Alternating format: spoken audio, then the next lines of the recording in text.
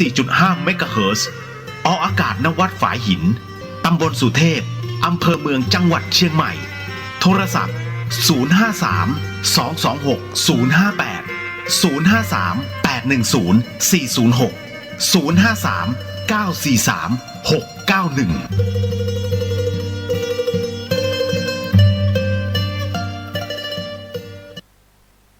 กฐินทานคือสังฆทานบุญทานยิ่งใหญ่1 เดือนท่านกำหนดไว้นับตั้งข่าวสารเพื่อการประชาสัมพันธ์พิธีทำบุญทอดกฐินมหาวิทยาลัยเชียงใหม่ประจำปี 2563 วันเสาร์ที่ 17 ตุลาคม พุทธศักราช 2563 ทอดถวายณวัดฝายหินตำบลสุเทพอำเภอเมืองเชียงใหม่จังหวัดเชียงใหม่เวลา 13 นาฬิกาขบวนแห่องค์กฐินและบริวารจากทุกคณะสถาบันสำนักและส่วนงานต่างๆพร้อมกันบริเวณหน้าศาลาธรรมมหาวิทยาลัยเชียงใหม่เคลื่อนขบวนแห่องค์กฐินและบริวารออกจากศาลาธรรมมหาวิทยาลัยเชียงใหม่ไปตามเส้นทางที่กำหนด 13 นาฬิกา 30 นาทีขบวนแห่องค์กฐินและบริวารจากทุกคณะสถาบันสำนักและส่วนงานต่างๆพร้อมกันบริเวณประตูทางขึ้นวัดฝายหินมหาวิทยาลัยเชียงใหม่การแสดงของชมรมพื้นบ้านล้านนาสโมสรนักศึกษามหาวิทยาลัยเชียงใหม่ 14 นาฬิกาขบวนแห่องค์กฐินและบริวารเคลื่อนสู่วัดฝายหินมหาวิทยาลัยเชียงใหม่ประธานในพิธีจุดธูปเทียนบูชาพระรัตนตรัยไหว้พระสมาทานเบญจศีลกล่าวคำถวายผ้ากฐินแด่พระสงฆ์น้อมผ้ากฐินถวายพระสงฆ์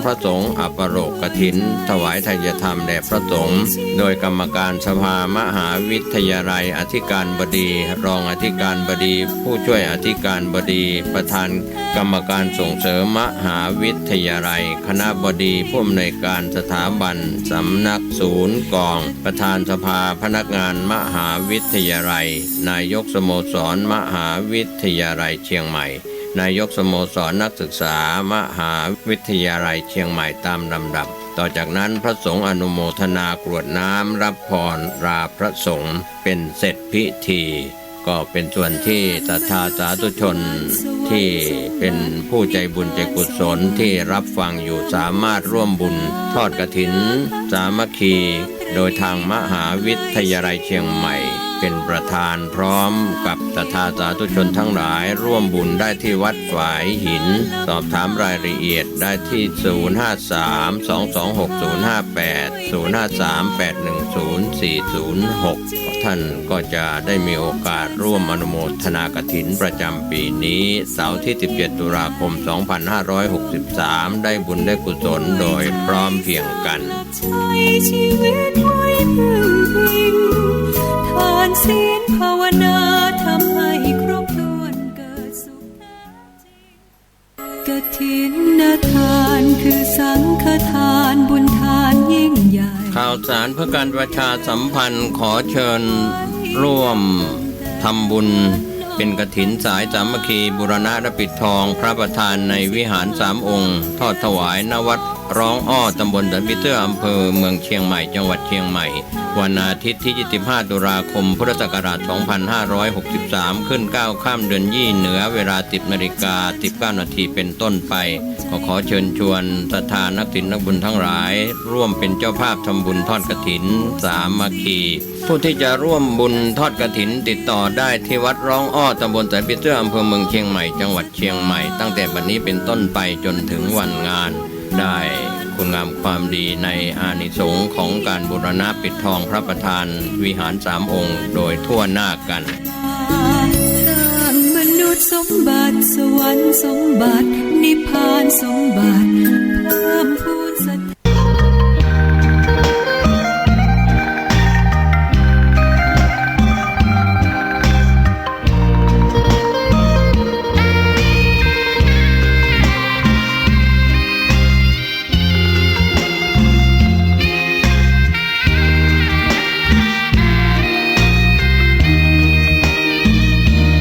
ธา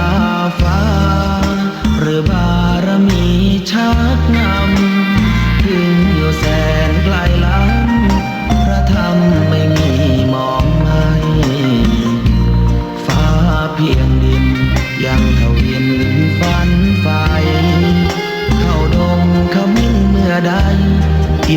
อิ่มใจเสมอสายทางคนดีใจน้อมอธิษฐานบารมี สิ่งดีที่ได้พบเจอ เห็นชายผ้าเหลืองทุกวันฝันเพ้ออยากบวชจริงละเมอเข้าวัดบ้านคงเป็นบุญที่เคยเป็นทุนสร้างมารักผ้าเหลืองดังว่าปรารถนายึดมั่นอยากบวชทุกทีผ้าเหลืองผืนนี้ผูกพันอยู่ในใจทุกวันใฝ่ฝันถึงผ้าเหลืองกายวาจาใจสัญญาว่าไม่เสื่อมคลายหัวใจมุ่งหมายเลื่อนไม่มีอะไรมากั้นให้คนเคืองศรัทธาผ้าเหลือง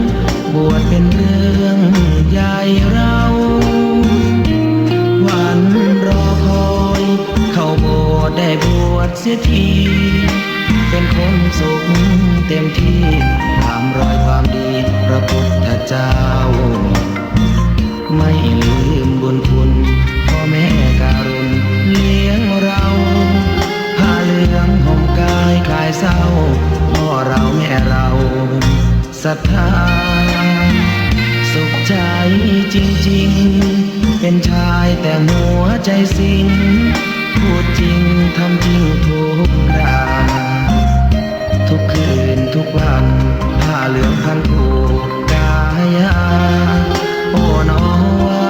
สนาพระธรรมนำพาชีวิต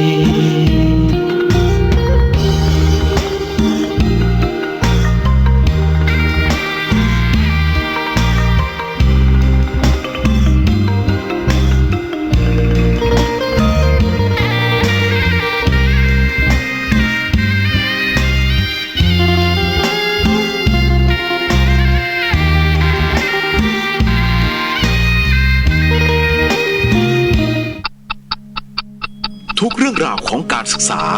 ตามรอยพุทธศาสนาและวัฒนธรรมกับคลื่นนี้ 24 ชั่วโมง FM 104.5 เมกะเฮิรตซ์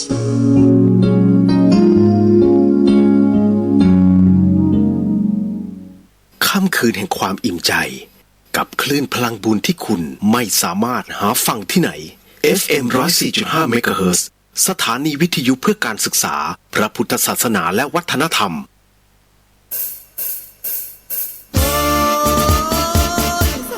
เหลือใจเด้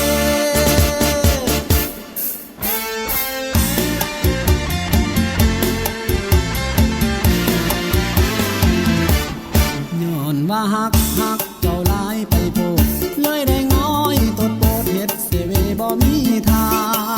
น้องลาเอ้ยคือตัวกันคักแท้นาตัวว่าเจ้าสิทาอายผู้เดียวบ่มีไผ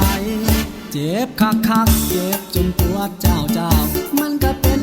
น้ำเจ้าลืมคำเว้าลืมคำว่าตัวหน้าตาเสยเป็นนี่ผู้ใหม่แล้วนะบอกเคยคิดเลยที่น้องลาว่าสิเป็นจังไงโอ้ยสั่งมาเหลือใจเด้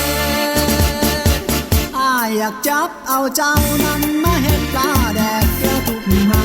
แตกขึ้นรถประจานว่าเจ้านั้นแล้วที่มาเป็นโตการจนหัวใจสงสารเบิดทางสิแก้ไขอยากจับเอาเจ้านั้นมาเฮ็ดปลาแดกแล้วทุกให้แตกให้กลิ่นมันลอยโชยไป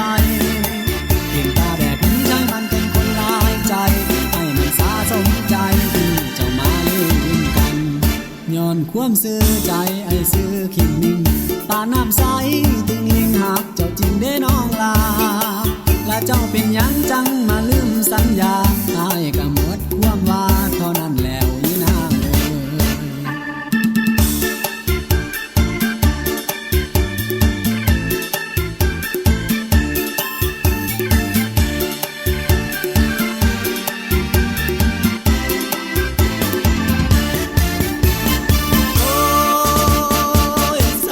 เหลือใจเด้อ้ายอยากจับเอาเจ้านั้นมาเฮ็ดปลาแดกแค่ทุกให้แตกแบกขึ้นรถประจานว่าเจ้านั้นแล้วที่มาเป็นโตกลางจนหัวใจสงสารเบิดทางสิแก้ไขอยากจับเอาเจ้านั้นมาเฮ็ดปลาแดกแค่ทุกให้แตกให้กลิ่นมันลอยโชยไปกลิ่นปลาแดกนี้ใช่มันเป็นคนลายใจให้มันสาสมใจที่เจ้ามาลืมกันย้อนความซื่อใจไอ้ซื่อขิงนิ่งปาน้ำใสติงลิงหักเจ้าจริงได้น้องลา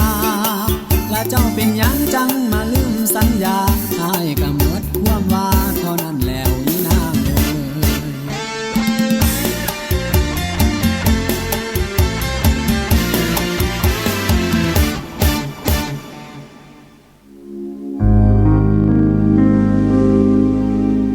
คุณกำลังฟัง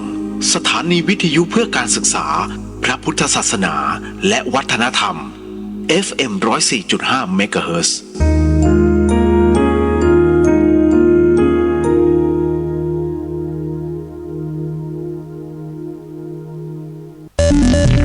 คุณกำลังฟังสถานีวิทยุเพื่อการศึกษาพระพุทธศาสนาและวัฒนธรรม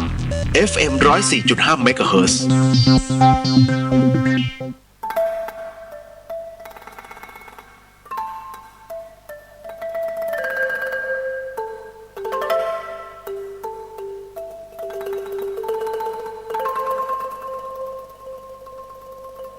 รายการนี้ไม่เหมาะกับเด็กอายุต่ำกว่า 15 ปี และทุกแถวที่แฝงตัวมาหากินในพระศาสนา ผู้ปกครองหรือพระผู้ใหญ่ควรพิจารณาในการรับฟัง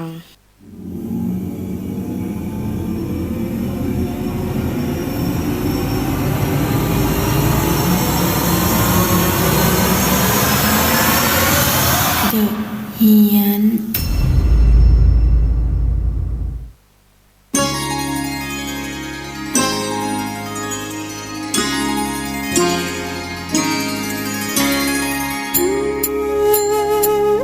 มาแล้วจ้าสวัสดียังเป็นทางการนะฮะนี่คือ The Hit ของ FM 104.50 เมกะเฮิรตซ์มาแล้วนี่คือสถานีวิทยุเพื่อการศึกษาพระพุทธศาสนาและวัฒนธรรมนะฮะออกอากาศเป็นประจำที่วัดฝายหินเชียงใหม่นะไม่ใช่กรุงเทพฮะอันนั้นกรุงเทพก็ของโก้กับขวัญน้ำมันพรายโกพิวราชบุรีวันนี้เขาออกไปเพชรบูรณ์นี่ใช่ไหม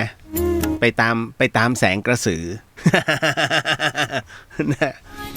ไม่ได้บอกว่าไม่ใช่มันไม่ใช่ต้องให้ไปพิสูจน์คือก็อย่างว่าเขาเป็นรายการเพื่อต้องพิสูจน์ไงแต่ของเราอ่ะมันเหนือการพิสูจน์ไปแล้ว ผมไม่ออกยังไงไม่ออกไม่ใช่ว่ากลัวนะเพียงแต่ว่าเรารับรู้แล้วว่าอะไรมันประมาณไหนอะไรยังไงพอละแค่เรารู้ของเราแล้วก็เอามาอธิบายให้ฟังว่านี่คือสิ่งที่เราเห็นคือพลังงานนะเป็นพลังงานอะไรแบบไหนอะไรยังไงเนี่ยฮะ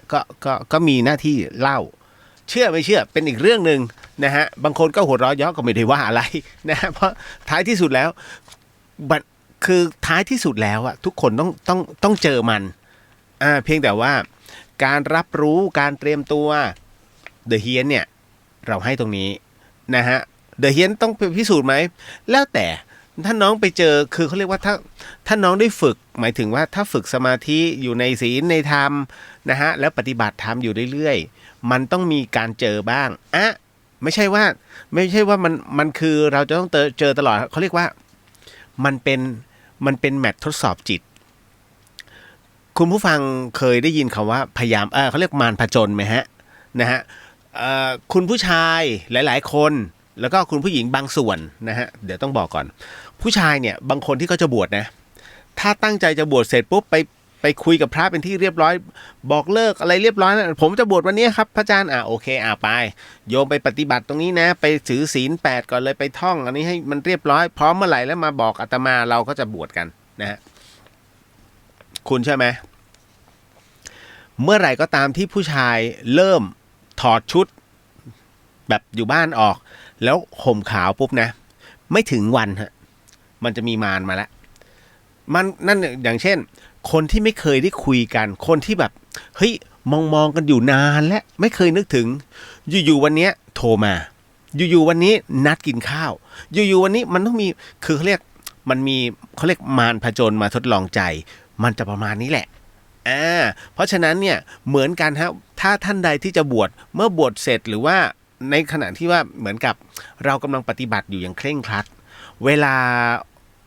เราเริ่มภาวนาหรือเขาเรียกมันจะมีบางอย่างมาให้คุณนั้นได้หวาดระแวงและหวาดกลัวแล้วก็จะเลิกปฏิบัติธรรมเขาเรียกว่ามารผจญฮะมารผจญตัวนี้องค์พระสัมมาสัมพุทธเจ้าบอกว่าผ่านไปให้ได้จงก้าวข้ามผ่านสิ่งเหล่านี้ไปเพื่อให้เกิดบรรลุถึงความว่างและเมื่อไหร่ก็ตามที่เกิดความว่างเกิดขึ้นนะฮะความเงียบสงบในจิตปุ๊บเนี่ยฮะข่มจิตได้ปุ๊บจบมันเป็นการจบกระบวนการในส่วนของสอบผ่านในจุดนี้แต่ก็ยังต้องนั่งพิจารณาเขาเรียกพิจารณาร่างทั้งหมดของตัวเราด้วยพิจารณาลมหายใจไม่ต้องไปวอกแวกเด็กก็ถามแล้วทำไมต้องพิจารณาลมหายใจจริงๆแล้วมันไม่ได้ว่าคือพิจารณาคือการคิดนึกนะฮะแล้วก็นึกจนมันไม่รู้จะนึกแล้วมันก็จะสงบนิ่งจนว่างเขาก็ใช้คำนี้ว่าเป็นการพิจารณาอย่างนี้มันคือความว่างเมื่อว่างแล้วก็จบแล้วไม่ต้องมาพิจารณาอะไรแล้วพอมันว่างเสร็จปุ๊บคราวนี้มันพูดไม่ได้แล้วมันอธิบายมาเป็นคำพูดไม่ได้ต้องปฏิบัติเนี่ยแล้วคุณจะรู้ว่าไอ้สิ่งที่ผมบอกเฮ้ยทำไมมันพูดไม่ได้วะนั่นแหละคือคำตอบเพราะมันไม่รู้จะเอาสรรหาคำไหนมาพูดว่าหลังจากพิจารณาแล้วอะไรเกิดขึ้นมันคือมันว่างอ่ะมันคุณจะรู้สึกสบายเอาว่าถ้าคุณลืมตาไปอีกทีเนี่ยมันน่าจะผ่านไปทั้ง 4-5 ชั่วโมงแล้วคุณจะบอกว่าโอ้โหนึกว่า5 นาทีแต่จริงคุณนั่งนานแล้วเพราะว่ามันรู้สึกว่านิ่งสงบสบายเป็นงั้นจริงนะแล้วจะตื่นเมื่อลืมตาขึ้นมันจะสดชื่นนี่คือกระบวนการของการทดสอบทางด้านจิตเพราะฉะนั้นผมถือว่าเจอนะฮะเดอะเฮียนเนี่ยต้องให้คำตอบแบบนี้เนี่ยแหละนะส่วนเดอะช็อคหรือว่าโกดเดอะโกดของแจ็คอะใช่ไหมเขาก็จะพิสูจน์แบบนี้ให้คนได้กลัวไว้ก่อนแต่ของผมอะเดอะเฮียนเนี่ยชื่อมันดูน่ากลัวนะแต่น้องๆที่ฟังอยู่เรื่อยๆน้องๆจะไม่กลัวเพราะว่าผมจะบอกเลยว่าไม่ต้องกลัวมันไม่มีอะไรที่น่ากลัวฮะเพียงแต่ว่าคุณอย่าไปหลอกตัวเองนะฮะถ้าคุณหลอกตัวเองว่ากูต้องเจอผีนั่นผีหรือเปล่ามันจะกลัวแต่ถ้าคุณบอกว่ามันคืออากาศธาตุมันคือพลังงานอย่างหนึ่งซึ่งด้อยกว่าเรานะฮะเพียงแต่นะวันนี้ที่เขามาเนี่ยมันต้องเดือดร้อนเขาต้องเดือดร้อนเขามาขอความช่วยเหลือคุณถ้าคุณเปิดรับคุณก็ต้องช่วยเขาแต่ถ้าคุณไม่เปิดรับก็แค่ผ่านไปก็แค่นั้นเองก็เดินหนีทำเป็นไม่รู้เรื่องจบฮะเมื่อคนถูกเขาเรียกว่าเมื่อคนกับวิญญาณเหมือนกันก็คือว่าเมื่อถูกเมินไม่สนใจก็หาคนใหม่ไม่วุ่นวายแล้วก็ไม่ได้ผล กูมาขอความช่วยเหลืออีนี่ไม่ได้ผลกูไปเปลี่ยนละ เปลี่ยนคน เขาจะท้อไปเองฮะแต่ก็อย่าทำอย่างนั้นเลยบางทีนะ นะเดี๋ยวขออนุญาตทักทายก่อนนะครับเจเล่สวัสดีค่ะนะฮะเดี๋ยวก่อนนะทักไปด้วยคุยไปด้วยแล้วก็ประชาสัมพันธ์ไปด้วยเยอะเยอะนะฮะหายผมหายไปประมาณ10 วันนะฮะตายแล้วหน้าตาไม่หล่อไม่ใช้โฟมล้างหน้ามันกัดปกติผมไม่เคยใช้นะผมไม่ชอบใช้แล้วนี้เพื่อนมันเอามาให้จากญี่ปุ่นเฮ้ยใช้เถอะมึงใช้ดีนี่ไงใช้แล้วลอกแล้วมึง คือถ้าไม่ใช้มันก็โกรธอุตส่าห์ซื้อมาให้ปกติผมก็ไม่ค่อยรับของนะฮะแต่ว่ามันนะเดี๋ยวมันงอน ถ้าไม่รับกูงอนก็ต้องรับกลัวเพื่อนงอนคือผมจะแคร์ความรู้สึกคนมากกว่านะฮะ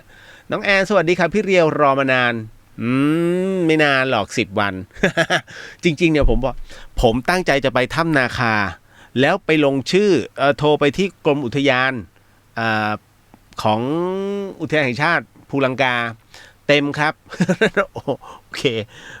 โชคไม่เปิดโอกาสให้กูเลยแล้วพอคราวเนี้ยก็กล่าวว่าคืออย่างนี้เขาจะเปิดโอกาสให้ขึ้นครั้งละ50 คนและคราวนี้มันจะมีแบบขึ้นไม่ไหวไงขึ้นไม่ไหวเสร็จปุ๊บลงมาเสร็จปุ๊บเนี่ยมันก็จะมีตัวสำรองก็คือเป็นประเภทที่ไม่ได้ลงชื่อแล้วก็มารอคิวถ้าสมมติไอ้ข้างบนลงมาเสร็จปุ๊บไอ้ข้างล่างขึ้นไปเพราะฉะนั้นเนี่ยมันก็จะวนอย่างนี้ตลอดปรากฏมาเจอไอ้โรคจิตนะฮะไปเขียนนะฮะตรงพญางูตรงหัวพญานาคเจอคำว่ากล้วยตัวเบ้อเร่อ จบเลยรัฐมนตรีนะฮะ เอ่อลูกท็อปสั่งปิดอุทยานเลยจบเลยฮะ คือบางทีมันก็ไม่รู้นะพวกนี้มันคิดว่าเท่แบบผมเชื่อมั่นว่าวัยรุ่นแน่ๆนะฮะแล้วก็เป็นประเภทแบบห้าวเป้งนะฮะคุณกำลังเขาเรียกว่าคุณฆ่าคนเรือนหมื่นฮะ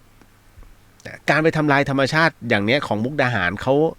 มันคือการท่องเที่ยวแล้วมุกดาหารเนี่ยถามว่ามันมีกี่ที่ที่ต้องเที่ยวแล้วพอถ้ำนาคาบูมขึ้นมาเนี่ยคนแถวนั้นเนี่ยเขาเริ่มที่จะมีอาชีพขึ้นมาแต่มาเจอไอ้คนเนี้ยฮะที่แบบอยากเท่อยู่คนเดียวกูขอสลักหน่อยนะฮะแล้วก็จะมีอะไรนะอะไรรักใครรักใครเนี่ยมันมีอยู่เนี้ยนะฮะชื่อคนเนี่ยแล้วก็รักน้องนี่อะไรเงี้ยเพื่อทำมาเพื่ออะไรอ่ะอยู่เป็นนิรันดร์เหรอไม่หรอกนะฮะนั่นคือสิ่งที่คุณกำลังทำให้การท่องเที่ยวมันไม่รู้จะสรรหาคำอะไรมาเปรียบเปยนะฮะคือแถวบ้านเนี่ยนะถ้าสมมุติทำอย่างเงี้ยถ้าผมเป็นเผด็จการนะมันยืนกอดอกเลยเข้าแถว50 คนดีดไข่มัน ขออภัยฮะอ๋อไข่ไก่ฮะไข่ไก่ นะเอาให้หน้าเขียวพวกนี้Little Hope โหยรอมาหลายวันมากวันนี้ได้แล้วสมเหตุสมผลคุณณัฐพลดีจ้าไอเรียสวัสดีครับอุ้ยพี่ลืมเบิกมาให้พระอาจารย์เดี๋ยวบอกท่านลืมเลยสนิทเลยนะฮะดีแล้วที่ทักมาเดี๋ยวพรุ่งนี้จัดการให้นะฮะถวายปัจจัยให้ท่านคุณเยาวลักษณ์คิดถึงไปไหนมาสุขสันต์วันเกิดย้อนหลังขอบพระคุณมากฮะก็สุขสันต์วันแก่ของผมเมื่อ2 วันที่แล้วใช่ไหมวันนี้วันที่10ดิผมเกิดวันที่8นะฮะหญิงพัดสวัสดีเจ้าไอ้วันนี้อยู่เหรอทำไมทักได้ นะจ๊ะน้องเปียกสวัสดีครับพี่เรียวนะฮะหายนานเลยฮะจริงๆอยากจัดสดนะแต่ว่ามันไม่เอื้ออำนวยอ่ะนะด้วยพอดีแบบมันจะต้องไปทำอะไรหลายๆอย่างนะฮะในที่กรุงเทพเสร็จแล้วก็รีบขึ้นมาเพราะเดี๋ยวสัปดาห์หน้าอีกแล้วฮะมิตรชัยสวัสดีครับอวยพรย้อนหลังด้วยคนนะครับขอบพระคุณมากฮะน่ารักมากๆคือต้องขออภัยจริงนะฮะที่ผมตอบไม่หมดปกติผมเป็นคนที่ตอบหมดแต่ว่ามันล้ามากคือน้องเข้ามาอวยพรกันเยอะมากเยอะจริงๆแล้วมันรู้สึกคือผมก็คือเรารู้สึกดีแต่ที่ผมรู้สึกไม่ดีคือผมตอบไม่ครบทุกคนแล้วเรารู้สึกไม่ดีกราบขอโทษจริงๆฮะเพราะว่ามันไม่ไหว มันเหนื่อยมากแล้วผมใช้วิธีการก๊อปแล้วแต่มันจะต้องมีเวิร์ดต่อเนื่องผมจะไม่ค่อยใช้เวิร์ดซ้ำๆไงแล้วจะเป็นคนประเภทเนี้ยแล้วผมบอกผมจะแคร์ความรู้สึกน้องๆหลายๆคนคือเขายอมเสียเวลาเพื่อมาอวยพรให้เรานิดนึงเนี่ยแค่นี้ก็ชื่นใจเพราะฉะนั้นเราจะใช้คำว่าเราควรจะเสียเวลาสำหรับเขาไม่ใช่ผมจะต้องบอกว่าคือผมอยากจะแบบทุกข้อความอ่ะ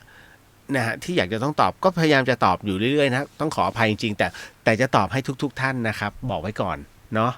ขอบพระคุณจริงๆฮะนะเพราะว่าก็น้องพี่ๆน้องๆหลายๆคนก็ให้ความเมตตาเราก็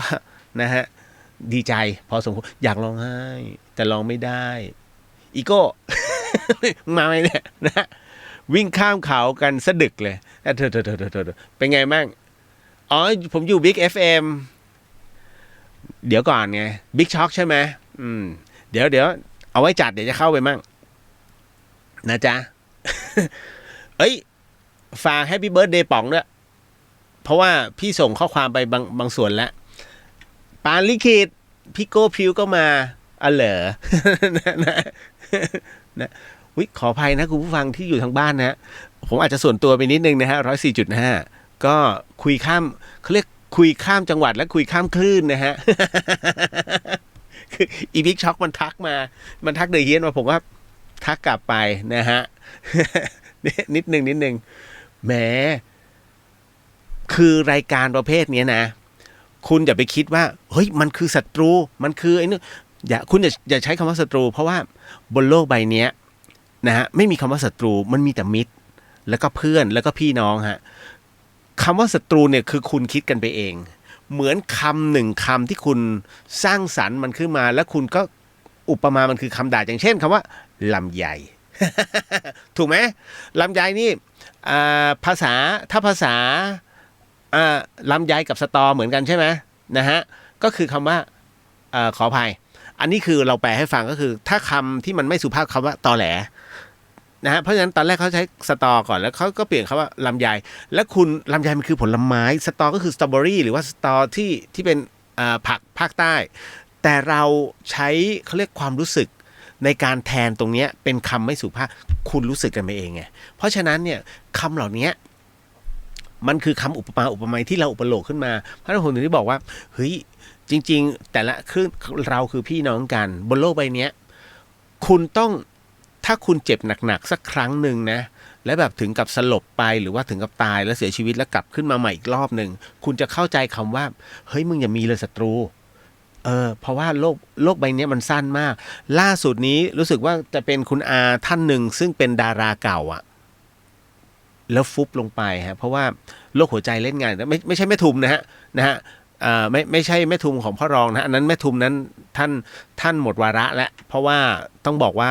เป็นนักแสดงอาวุโสคือคุณปทุมบดีโสภาพันธ์หรือว่าเขามูลคดีนะฮะต้องบอกก่อนว่าแม่ทุมเป็นผู้ที่เรียกว่าคือทุกคนให้ความนับถือให้ความรักแกมากแล้วบ้านแกอยู่ลาดพร้าว71ผมเนี่ยยังเคยเข้าไปในบ้านของพ่อรองเพราะว่าบ้านหลังเนี้ยใครอยากจะเข้าไปกินข้าวเปิดตลอด24ชั่วโมงเข้าไปเสร็จปุ๊บก็คือเข้าไปกับพวกนักแสดงในสมัยก่อนนะฮะเสร็จปุ๊บก็ออก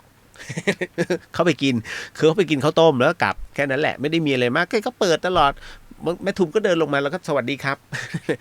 ตามสบายลูกตามสบายนะกับข้าวกับปลาพร้อมจบแกมาทักทุกคนฮะนั่นนะฮะนั่นคือความเมตตานะฮะแล้วก็คุณสิทธิพรพี่นั่งได้ขนาด 4-5 ชั่วโมงเลยเหรอครับอุ้ยเขานั่งกันเป็นวัน นะเขานั่งกันเป็นวันฮะนะฮะร้านสวัสดีครับพี่เลียวสวัสดีฮะนะฮะโจลิเวอร์สวัสดีครับสวัสดีฮะป๋องสวัสดีค่ะแป้งใช่ไหมอ่านว่าแล้วแหมถ้าอ่านเป็นภาษาเลยนะน้องรัชดาพร สวัสดีครับพี่เลียวสวัสดีทุกคนด้วยนะฮะนี่สิทธิ์คุ้นสวัสดีครับพี่เลียวอุ้ยตายพี่ตู่ เนี่ยฮะคุณผู้ฟังฮะที่เข้ามาเนี่ยพี่ตู่นะฮะ นะฮะหมอตู่นะครับก็วันนี้เข้ามาหมอตู่เป็นใครเดี๋ยวคืออย่างนี้เดี๋ยวผมเล่าก่อนนะคือเมื่อสักมีนาคมนะฮะไม่เกี่ยวกับชอนนะดอยสุเทพประสบปัญหาไฟที่มันลุกลามมาจากวัดป่าธรรมชาติเลยด้านหลังเลยแล้วมันลามขึ้นมาจนถึงพระตำหนักเกือบถึงพระตำหนักก็ต้องสกัดกันเราก็ขึ้นไปเพราะเสร็จปุ๊บก็ต้องไปช่วยบนพี่ไปพร้อมกับน้องจ๋าทนายจ๋าที่ดารัตนะฮะแล้วก็ทีมงานของเดอะเฮียนด้วยก็ขึ้นไปสำรวจเพราะว่าเราต้องประชาสัมพันธ์ไงว่ามันควรจะเป็นแบบไหนแล้วช่วยกันพอดีว่าพ่อหลวงก็เลยพาขึ้นไปดูโอ้โหคุณเอ๋ยแล้วทางมันขึ้นแล้วลงเงี้ยแล้วมันประมาณ70องศาถึง80องศาไม่ถึงกับ90องศาถ้า90องศาไม่ไหว90มันตั้งฉาก80องศาประมาณนี้70องศาประมาณนี้แล้วมันขึ้นระหว่าง80 70เนี้ยแล้วเวลาตอนลงเขามันต้องยันไงพอยันเสร็จปุ๊บเนี่ยผมไม่เคยเป็นอาการงี้มาก่อนนะผมเพิ่งมารู้ว่าเฮ้ยทำไมตอนที่ไปเขาเรียกว่าซานชิงซาที่เมืองจีนเนี่ยขึ้นไปบนเขาบันไดมีทั้งหมดทั้งสิ้น 24,000 ขั้นผมไม่ได้พูดเล่นนะฮะที่เมืองจีนนะฮะ24,000 ขั้นหลวงพี่ภาสกรเนี่ยขากลับท่านต้องถอยหลังลงเพราะท่านบอกว่าไม่ไหวว่ะขาไม่ไหวจริงๆต้องถอยหลังลงคุณฟังไม่ผิดฮะ 24,000 ขั้นผมก็ลงมาเสร็จปุ๊บผมยังบอกเลยโอ้ยแค่นี้เองหลวงพี่นะฮะท่านบอกเสียวขาแล้วตั้งแต่นั้นมาขาท่านก็เสียวมาตลอดผมเพิ่งมารู้เนี่ยตอนที่ยันลงเนี่ยฮะเดินไม่ไหวจริงๆแล้วพอนั่งปุ๊บแล้วลุกขึ้นเสียวมากผมก็เลยถามพ่อหลวงบนดอยสุเทพพ่อหลวงเป็นหมอแผนโบราณอยู่แล้ว พ่อหลวงชี้เลยข้อเสื่อมเฮ้ยเราก็นึกผมอายุแค่เนี้ยนะข้อเสื่อมแล้วชาวบ้านจะชอบว่าโอ้ยเรื่องข้อเสื่อมไม่เกี่ยวกับอายุมันเกี่ยวกับว่าเราใช้งานมากน้อยแค่ไหนคุณลงขาไม่เท่ากันผมก็เลยไปหาหมอแดงรามอินทรา67คุณไปดูเลยหมอเขาเรียกเป็นการรักษาแบบขั้นเทพแหละไปหาเสร็จปุ๊บหมอจัดการกึกหายตรงนั้นเลยแต่พอกลับบ้านเป็นอีก นึกในใจโอ้ไหนบอกว่าหายวะนะฮะคือไปหาหลายหมอมากจนกระทั่งมาศรีพัฒน์บอกข้อเสื่อมมาตรง0-108ก็บอกว่าเสื่อมมาที่คลินิกกระดูกบอกเสื่อมผมเซ็งเลยโอ้โหตายโหงคือหมดหวังแล้วจนกระทั่งเมื่อวันเสาร์เมื่อวันศุกร์ที่แล้วฮะเมื่อวันศุกร์ที่แล้วนะฮะนิดนึงเล่าให้ฟังนะฮะพอดีพี่ผมที่ทำงานมีเดียเมื่อก่อนเนี้ยM Squareค่ายเพลงอ่ะที่ทำแบ็คเฮดเมื่อก่อนเอาพูดง่ายๆเลยคือผมก็ ก็อยู่ตรงนั้นผมเป็นกรุ๊ปเฮดเนี่ยเป็นครีเอทีฟกรุ๊ปเฮดอยู่ที่นั่นอยู่แล้วก็ประสานงานเพราะพี่เขาอยู่ฝ่ายโปรโมชั่นก็คุยกันนะพี่ปุ๋ยบอกเลี้ยวมาลองตรงนี้มาเดี๋ยวพี่จะแนะนำให้รู้จักนี่พี่ตู่เก่งมาก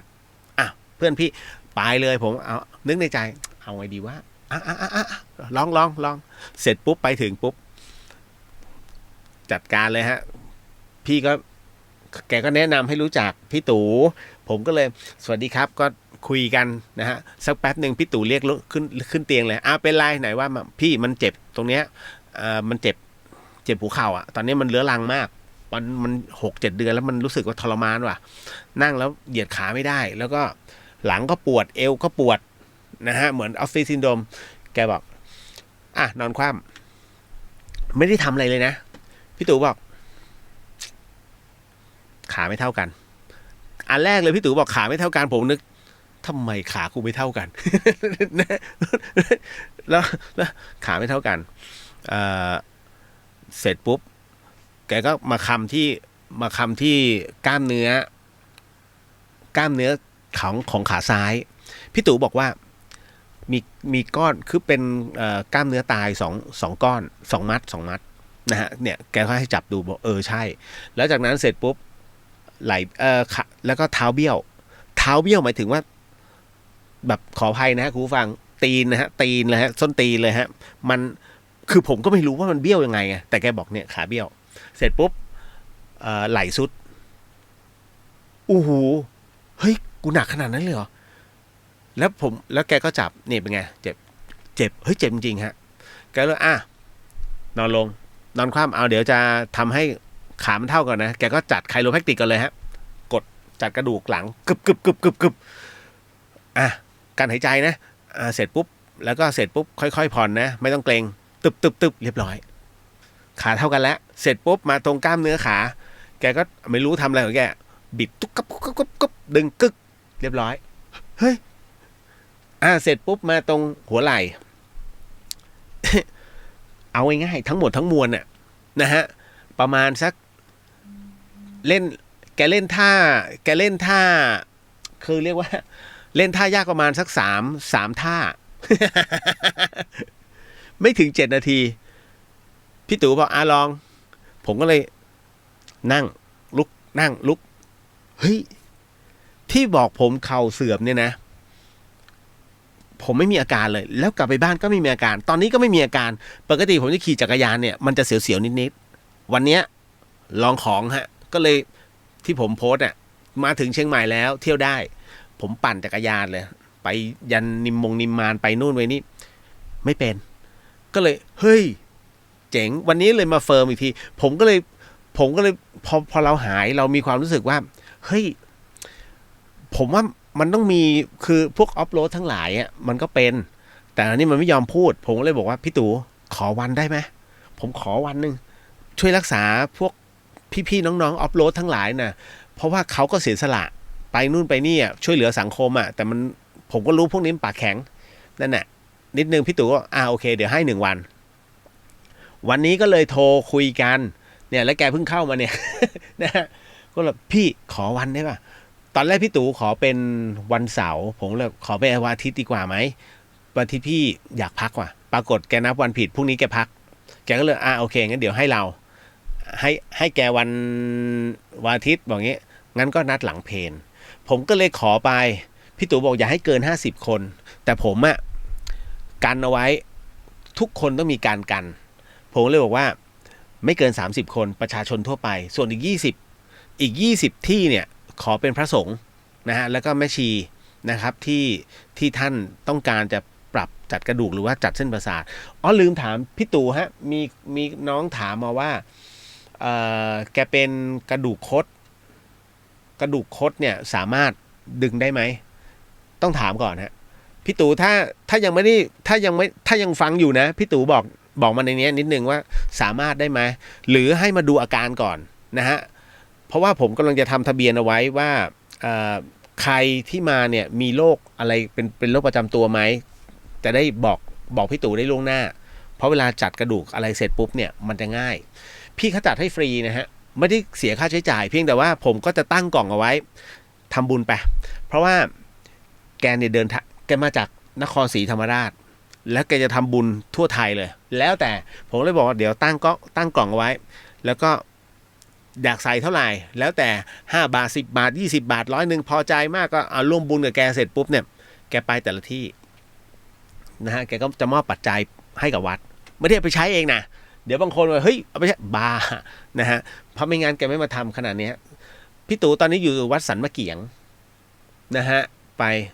วัดสันมะเกียงเดี๋ยววันที่13อัญเชิญตะไคร่บอกพี่ตู่แกเบิกเนตรเลยพี่ตู่คนนครเนี่ยนครศรีธรรมราชแกมาให้นะฮะก็ไม่รู้ว่าถูกใจก็คงจะมาเรื่อยๆที่เชียงใหม่นะครับอันนี้ประชาสัมพันธ์ให้ก่อนนะครับพี่ตู่บอกได้ครับนะฮะหมอตู่บอกแล้วบอกใครที่เป็นกระดูกคดมาเดี๋ยวจัดให้นะครับใช้ครับสวัสดีครับพี่เรียวมีความสุขมากๆนะครับขอบพระคุณฮะนะครับแล้วก็เบนสวัสดีครับพี่เรียวสวัสดีฮะนะฮะนาเดียนาดาวสวัสดีจ้าสวัสดีค่ะนะฮะผมบอกก่อนนะของฟรีไม่มีในโลกการที่พี่เขามาทำให้แบบเนี้ยนะฮะคือไม่ใช่ว่าเฮ้ยคุณพอกลับมาเป็นปกติแล้วคุณจะไปทำนู่นทำนี่เหมือนกับถ้าสมมุติว่าคุณจะมีอาชีพในการฆ่าสัตว์หรือว่าเป็นอาชีพที่ไปเบียดเบียนใครเนี่ยเปลี่ยนซะนะฮะเพราะฉะนั้นเนี่ยเขาเรียกว่าเปลี่ยนพฤติกรรมให้แปลเป็นบุญดีกว่านะฮะเพราะฉะนั้นเนี่ยพี่เข้ามาเขาทำด้วยใจนะฮะแล้วแกทำบารมีให้เรื่อยๆนะครับนี่คือสิ่งที่คนไทยมอบให้กันซึ่งกันและกันนะครับเราก็อันนี้คือบอกต่อกันไว้ตอนนี้ที่ลงชื่อกับผมไว้เนี่ยประมาณ20กว่าอันนี้20กว่าพี่ตู่ พี่ตู่รับ50ใช่ไหมคือ ถ้าประชาสัมพันธ์ไปก็จะมาอยู่เรื่อยๆแหละเพียงแต่ว่าอันเนี้ยเดี๋ยวบอกไว้ก่อนหลายคนก็บอกว่าเฮ้ยพี่เขาอยู่คลินิกไหนอะไรทำเดี๋ยวนะอันเนี้ยอย่าเรายังไม่ตอบตอนนี้หรอกคือถ้าตอบนะมันจะมีคำถามไปเรื่อยๆเอาว่าสะดวกใจให้มานะฮะไม่สะดวกใจไม่เป็นไรนะฮะ เพราะว่าคือบางทีเนี่ยการตอบเยอะไม่เป็นผลดีกับใครอีกหลายๆคนไม่ใช่ว่ามันตอบไม่ได้นะคือมันตอบได้แทนที่ผมเนี่ยเอาเวลาไปตอบน้องคนเนี้ยเช็คว่าจะถามอาการเบื้องต้นน้องเป็นอะไรมาอันนี้นี่นั่นเนี่ยนะฮะกลายเป็นว่าต้องมานั่งตอบคุณคนเดียวคือเอาสะดวกใจไม่สะดวกใจเราไม่บังคับกันนะจ๊ะเพราะว่าพี่เขามาเนี่ยเขามาช่วยผมขอให้พี่เขามาที่นี่นะฮะหลังมช.ก็ไม่รู้แกจะมาถูกหรือเปล่าเดี๋ยวผมต้องแชร์โลเคชั่น ไม่ว่ากันนะพี่ นะฮะคุณณัฐพลไม่เป็นไรครับมีเวลาสะดวกก็เบิกผมไม่เร่งเพราะผมทำบุญไปแล้วเงินทำบุญถือว่าญาติผมก็ดีคนฟังก็ดีทุกคนก็ผมขอให้มีส่วนร่วมในการทำบุญของผมครับโมทนาสาธุครับโมทนาบุญฮะพอดีน้องเขาอยู่ที่ออสเตรเลียฮะแล้วก็ส่งปัจจัยมาให้พี่เลียว300นะฮะเพื่อจะถวายให้กับพระอาจารย์นะฮะอาป๋องค่ะบอกให้แหละหลานเรียกอาเรียกป้าทำใจไม่ได้เหมือนผมเลยนะฮะอันนี้บอกไว้แล้วนะถ้าใครจะมาทำไคโรแพคติกเดี๋ยวอย่าลักไก่นะฮะเข้าไปที่หน้าพุทธิสิทธิ์ นะฮะแล้วก็หรืออินบ็อกมาก็ได้ฮะอินบ็อกเข้ามาในพี่เลียวนะฮะในเลียวเดอะเฮียนหรือว่าพุทธิสิทธิ์ก็ได้แล้วเดี๋ยวผมจะลงชื่อเอาไว้50ท่านนะอย่าเกินนะฮะเดี๋ยวผิดครูนะขจรศิลป์สวัสดีพี่เลียวอ่านให้นะฮะสุภมิตรสวัสดีครับพี่เลียวสวัสดีครับนะฮะ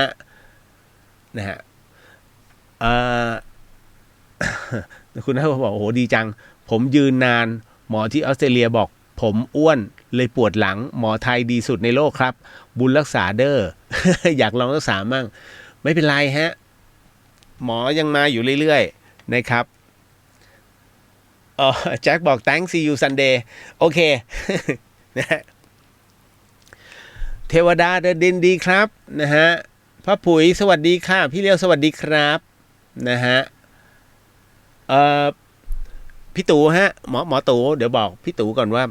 จะมีแม่ชี1ท่านนะครับแม่ชีเจ็บข้อเท้าแล้วก็มีผอ.สมท.มา มีตอนนี้มีพระท่านผมกันไว้ให้2ที่นะฮะ2รูปนะฮะขิมเพื่อนประสบอุบัติเหตุกระดูกสันหลังคดทำให้หลังค่อมทำได้ไหมคะขอบคุณค่ะเดี๋ยวนะน้องขิมบนโลกใบนี้เมื่อมันพังไปแล้วเนี่ยการรักษา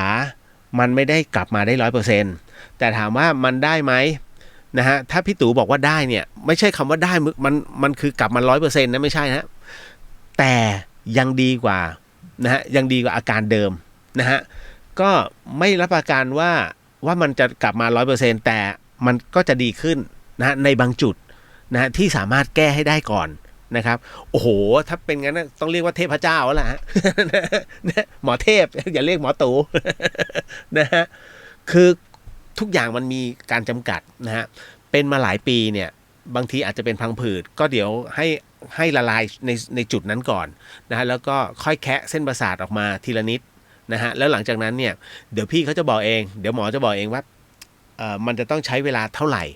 นะฮะอย่างน้อยก็ยังดีกว่าเก่านั่นนะฮะผมเจอแกเข้าไปเนี่ยไม่งั้นผมไม่พูดให้แกหรอก นะโอ้เทพโคตร นะฮะได้เหรอพี่ตู่น้องขิมฮะผ่าตัดยังกระดูกสันหลังคดทำให้หลังค่อมนี่ฮะหมอบอกมาแล้วได้ครับถ้ายังไม่ผ่าตัดนะเฮ้ยเทพอ่ะ บอกแล้วฮะวันอาทิตย์นะฮะเดี๋ยวบอกก่อนวันอาทิตย์ที่ธรรมสถานมหาวิทยาลัยเชียงใหม่หลังเพลไปแล้วนะครับก็คือประมาณสักเที่ยงคุณมาแต่ว่าพี่ตู่น่าจะมาก่อนนะฮะคือที่ธรรมสถานวันนั้นมีพระสังฆทานทิพย์ด้วยนะครับตุนุกก็น่าจะทำอยู่นะฮะโอโนสวัสดีครับพี่สวัสดีฮะพี่เพนพี่โมสวัสดีค่ะคุณเลียวสนใจจัดกระดูกค่ะเพราะปวดเข่ามากๆยังมีว่างหรือเปล่าฮะขอจองได้ครับพี่นะฮะเดี๋ยวผมเดี๋ยวถ้าลงจากจัดรายการแล้วเนี่ยเดี๋ยวผมไปลงบุ๊กไว้ให้นะฮะตอนนี้ยังเพิ่ง20นิดนะครับยังได้อยู่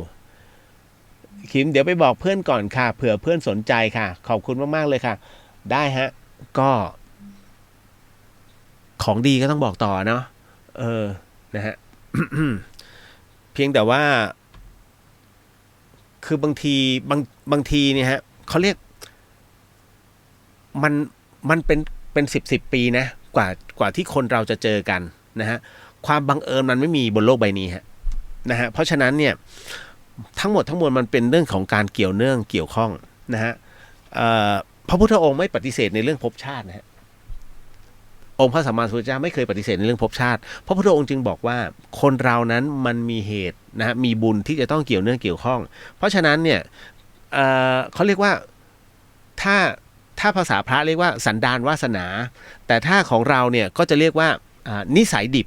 ของคนเราในปัจจุบันเนี่ยจะเป็นตัวบ่งบอกว่าในชาติก่อนนั้นมาประมาณไหนอะไรยังไงนะฮะเพราะฉะนั้นอย่างของพี่ตู่เองเนี่ยนะฮะอย่างของถ้าคนที่มีเขาเรียกว่ามีความสามารถในระดับเนี้ยก็น่าจะกึ่งลูกศิษย์หรือว่าจะเป็นผู้ที่ยึดแนวทางของอาจารย์หมอชีวก นั่นนะฮะซึ่งเป็นหมอประจำองค์ขององค์พระสัมมาสัมพุทธเจ้านะฮะที่จะคอยรักษาที่เราเรียกพ่อปู่ฤาษีกันทั้งนั้นนะจริงๆแล้วนั่นคือเป็นหมอนะฮะเป็นแพทย์ประจำตัวของพระพุทธเจ้านั่นแหละฮะที่เรานับถือกันนะครับหมดแล้วนะเข้าสู่เรื่องราว พี่ตู่นอนได้ครับ ขอบพระคุณฮะโอ้ไม่นึกเลยว่าพี่เขาอุตส่าห์มาตอบให้นะจ๊ะเดี๋ยวบอกก่อนจบแล้วนะเรื่องราวไคโรแพคติกเดี๋ยวพรุ่งนี้ผมลงหน้าเฟซอีกรอบนึงจนถึงวันเสาร์เดี๋ยวลงให้เรื่อยๆ เ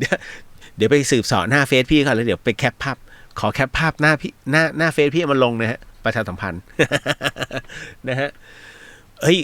เขาไม่ได้ขึ้นมาบ่อยๆพี่เขานานๆลงมาเขาอยู่ที่ภาคใต้บางทีขึ้นมาที่คือแกเดินสายรักษาทั่วประเทศคือเหมือนแบบเหมือนก็เดินจรนะไปเดินสายแบบชิวๆอะรักษาก็คุณดูเหอะเดี๋ยวมาดูการรักษาของแกผมแบบอึ้งอะเฮ้ยแค่นี้เหรอเฮ้ยแค่นี้บางทีนะ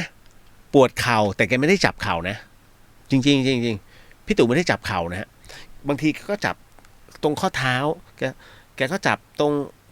นวดตรงกล้ามสะโพกตรงกล้ามขาอะไรอย่างเงี้ยฮะมันก็เป็นอะไรที่แปลกนะเนี่ยฮะอันนี้บอกไว้ก่อนทุกอย่างอยู่ในความสะอาดทั้งหมดนะฮะ เราต้องรักษาระยะด้วยนะจ๊ะเดี๋ยวบางคนบอกหุยพี่แล้วเฮ้ยเดี๋ยวเตรียมแอลกอฮอล์ไว้ให้เราฉีดนะฮะมีจะเอาแบบไหนจะเอาแบบฉีดทำความสะอาดหรือเอาไว้ดื่ม ถ้าดื่มมันจะไม่รู้สึกตัว นะครับวันเสาร์เดี๋ยวก่อนกฐินที่วัดฝายหินนะครับที่สถานีวิทยุ FM 104.50 เมกะเฮิรตซ์เนี่ยถ้าท่านใดที่อยู่บริเวณเขาเรียกถ้าใกล้วัดคุณบ้านคุณอยู่ใกล้วัดไหนนะฮะก็ไปร่วมงานกฐินเพราะ1 ปีมี1 ครั้งกฐินเนี่ยเขาเรียกงานบุญเฉพาะการนะคุณผู้ฟังไม่ใช่อยู่ๆอยากจะมีก็มีนะครับไม่ใช่พระป่านะครับเพราะฉะนั้นเนี่ยจะอยู่ในลักษณะของที่ว่าหลังจากออกพรรษาไปแล้ว1 เดือนเท่านั้นระยะเวลา1 เดือนนะฮะแล้วถ้าเป็นไปได้คุณเล็งธงกฐินให้ดี กูเอาอีกแล้วคุณไปเล็งธงไอ้เข้ไอ้ขาบอะ นะลงเขาเรียกเล็งเอาไว้เลยถ้างานเสร็จเมื่อไหร่ผมขอนะครับท่านธงจระเข้ผมขอนะธงตะขาบ มันจะมี4 ธงไงปลากับเต่าแต่ให้เอาตะขาบไว้ก่อนเต่าจริงๆยังแย่งไม่ได้เพราะว่าต้องหลังจากที่ออกพรรษาไปแล้ว1 เดือนเนี่ยถึงจะขอธงเต่าได้ทำไมตัวนี้ธงเต่าเนี่ยมันจะเป็นเครื่องบ่งบอกว่าวัดเนี้ยรับกฐินไปแล้วมันเป็นสัญลักษณ์ที่เขาจะรับรู้กันแล้วคือกฐินมันจะมีสุดท้ายคือลอยกระทงหลังลอยกระทงอ่ะคุณถึงได้ขอธงเต่าพระได้ อย่าไปขอผาธิกรรมไปนะฮะแค่นั้นแหละผมถวาย100 ขอแล้วกัน จบไม่เป็นหนี้ไงนี่ผมสอนเลยไปเนี่ย เขาเรียกมหาโชคมหาลาภนะคือวัดฝายหินจะมีงานกฐินนะฮะวันเสาร์ที่17 ตุลาคม17 ตุลาโอ้ยอีก2 เสาร์เองไม่ใช่ นี่มันกันยานี่ว่ะโอ้ยนะฮะจ้านะครับอันนี้บอกไว้ก่อนเนาะตามนั้นรายละเอียดไม่รู้จะพูดทำไมก็เหมือนกันทุกวัด เอาเป็นว่า17นะเขาเริ่มบ่ายแค่นั้นแหละวันเสาร์วัดฝายหินอยากมีใจก็มาที่วัดเรา แล้วหลังจากนั้น1 เดือนเนี่ยผมจะได้ย้ายอยู่สถานีใหม่แล้วพี่เลียวไม่จัดที่นี่ไม่ใช่คือสถานีนี้แหละแต่อาจารย์เนี่ยจะโยกไปอยู่คือเหมือนกับโยกที่อ่ะเราจะได้สตูดิโอไม่เป็นรังไข่ ถ้าอันเนี้ยมันจะเห็นแบบหลังคาปุใช่ไหมไม่มีนะอาจารย์บอกก็ได้ศรัทธาเนี่ยเห็นไหม10 ปีอะกว่าจะได้สถานีใหม่สงสารท่านอ่ะท่านก็เก็บหอมรอมริบทีละ200 300เห็นไหมปัจจัยที่พระท่านนำมาให้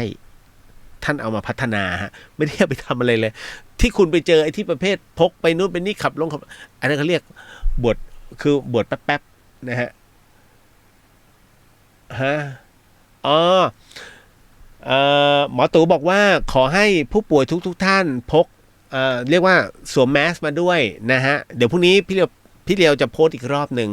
นะฮะใน Facebook นะบอกไว้ก่อนคุณปีดาสวัสดีครับลองเข้าเฟซไม่ได้เหรออันไหนอ่ะลองดูก่อนเดี๋ยวค่อยว่ากันอันนี้นะฮะขอบพระคุณนะพี่นะฮะคุณหน่อยเดี๋ยวเข้ามาในตัว Messenger นะแล้วก็ค่อยส่งข้อความเพราะว่าผมจะคัดลอกตรงนั้นอีกทีนะฮะเพราะผมจะทำชื่อนะฮะชื่อแล้วก็อาการเดิมนะครับแล้วก็เบอร์โทรติดต่อเพราะว่าทุกอย่างเนี่ยมันจะต้องทำทะเบียนไว้ก่อนแล้วผมจะให้พี่ตู่ไว้นะฮะจะให้คุณหมอไว้อีกทีหนึ่งนะฮะเอาวัดดีจ้าอ้วน นะฮะ มาเข้าสู่เรื่องราวต่อนี้จะเข้าแค่เรื่องไคโรแพคติกหลายคนก็สนใจแล้วเห็นไหมอันนี้ผมทั่วไปก็คือมาเนี่ยเอาว่าเดี๋ยวเอาเฉพาะผู้ที่ลงทะเบียนก่อนเนาะพวกนี้ถ้าเหลือกี่ท่านผมจะบอก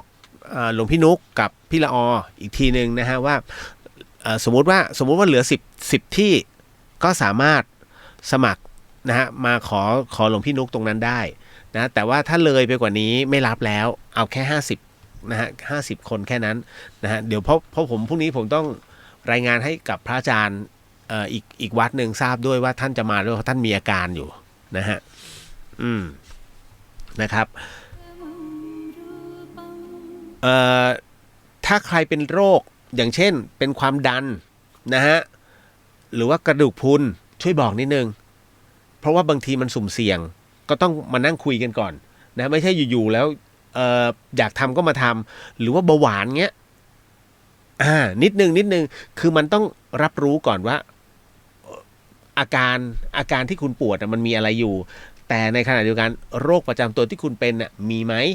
มันก็ต้องบอกนิดนึงผมจะได้บอกพี่เขาได้กันเอาไว้ก่อนนะฮะแหมดีนะ ไม่ใช่คือดีนะที่ผมเป็นพอสว ไม่งั้นนึกไม่ถึงไอ้เรื่องราวแบบนี้นะฮะเดี๋ยวเป็นกระดูกพรุนพี่ตู่ดึงไปเฮ้ยขาหลุด จบชีวิตนะโดนเลยนะฮะ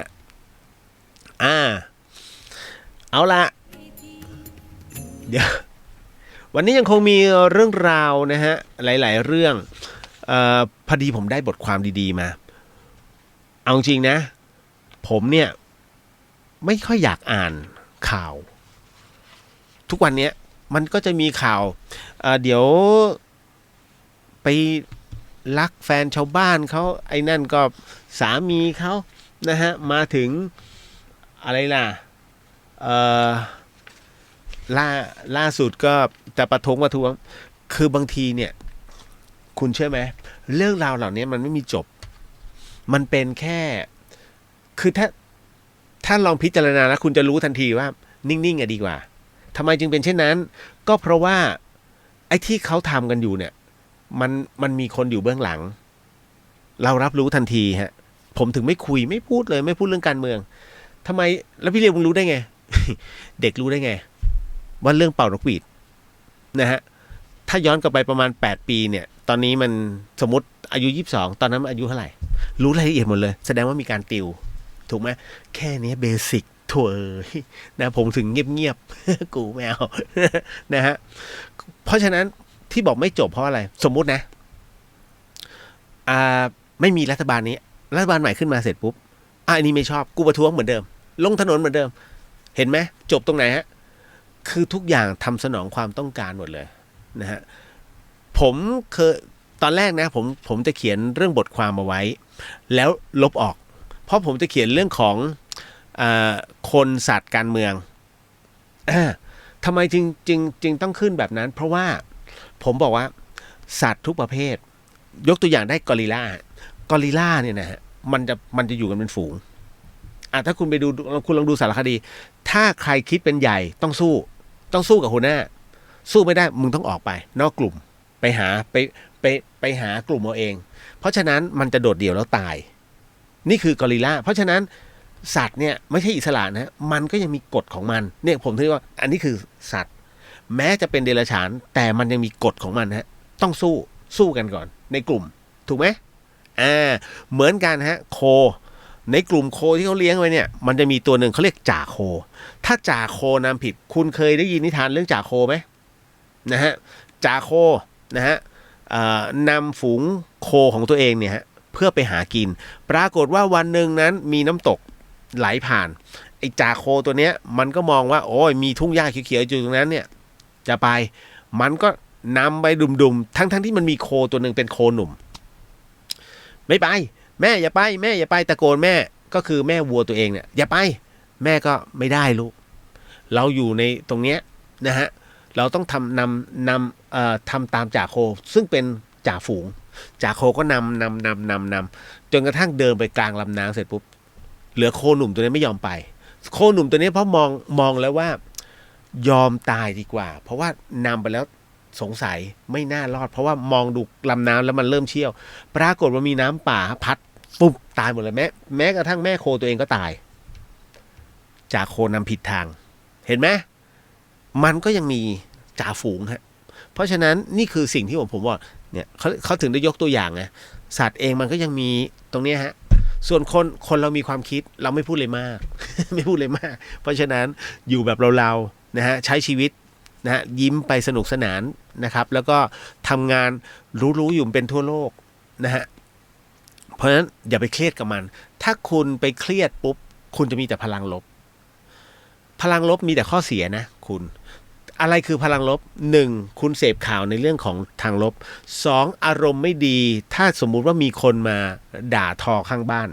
3สิ่งรบกวนที่มันอยู่รอบข้างคุณเคยผมเนี่ยพยายามหนีแต่ผมหนีไม่เคยพ้นนะคุณผู้ฟังคุณเคยไหมนั่งอยู่ในบ้านแล้ว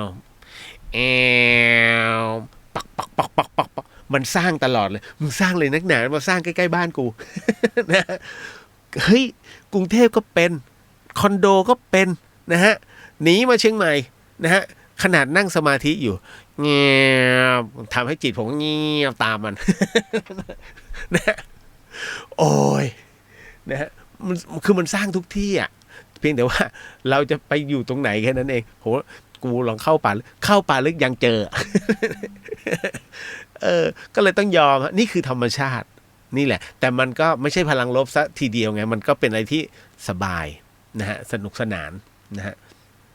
เนี่ยคือพอเป็นพลังบวกพลังลบเนี่ยมันจะทำให้คุณเป็นโรคเยอะมากครับการที่คุณเครียด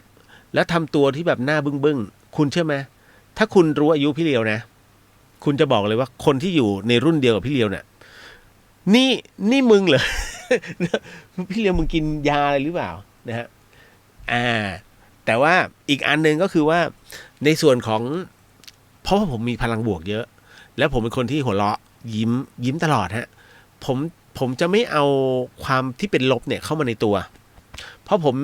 รู้ว่าพลังลบเนี่ยทำให้เราเป็นมะเร็งจริงๆนะคุณผู้หญิงหลายๆคนเนี่ยที่จะมีความเครียดมีความกังวลเพราะสามีคุณกลัวหมดเลยเฮ้ยสามีฉันจะไปนู่นไปนี่จะเนี่ยนั่นคือสิ่งที่คุณตั้งธงว่าสามีจะต้องภักดีกับคุณตลอดนะฮะแน่นอนที่สุดฮะเพราะฉะนั้นถ้าคุณคิดจะรักแล้วมองโลกในแง่บวกเสมอผมมองเลยว่าให้คุณนึกในใจไว้เลยสักวันมันต้องทิ้งกูแค่นั้นเลยฮะทำไมถึงต้องคิดแบบนั้นเพราะถ้าวันหนึ่งมันเกิดขึ้นเนี่ยคุณจะไม่เจ็บมากแต่ถ้ามันไม่เกิดขึ้นเลยคุณถือว่าคุณเป็นคนที่โชคดีมากแล้วคุณจะเป็นคนที่มองโลกในแง่บวกอย่าทำตัวที่เป็นไม่แคร์นะเรื่องของมันไม่แคร์ไม่จริงฮะคนทุกคนย่อมแคร์คู่ของตัวเองทุกคนเพียงแต่คุณพูดความจริงหรือเปล่านี่แหละถูกไหมเพราะฉะนั้นเนี่ยมันจึงเป็นอะไรหลายๆอย่างฮะผมไปเจอบทความอันหนึ่งดีมากเฮ้ยดีจริงๆนะคุณรู้ไหมว่าคนทุกคนเนี่ยเวลาเจ็บป่วยนะฮะสิ่งหนึ่งที่เราแสวงหา คือโรงพยาบาลและหมอถูกไหมต้องการจะยื้ออะแต่คุณเคยคิดไหมฮะว่าถ้าหมอเขาป่วยจริงๆเขาต้องการอะไรหมอต้องการตายแบบไหนน่าสนใจนะอันนี้น่าสนใจมากฮะคุณอยากรู้ไหมฮะว่าอยากรู้ไหมว่าถ้าเลือกได้เนี่ยพวกหมอเนี่ยเขาอยากตายแบบไหนน้องๆพยาบาลที่อยู่ในวอร์ดฮะเคยคิดกันบ้างป่ะนะฮะพี่จะเฉลยให้ฟังนะฮะคืออย่างนี้ฮะอันนี้ต้องขอบคุณอาจารย์แพทย์หญิงเชิดชูนะฮะซึ่งเป็นกรรมการแพทยสภาที่ได้ไปแปลเป็นภาษาไทยนะคือหมอในทุกประเทศเนี่ยเราคงคิดเหมือนกันเราเห็นมามากเกินพอแล้วฮะในสิ่งที่คุณหมอจะเห็นในเรื่องของการรักษาคนไข้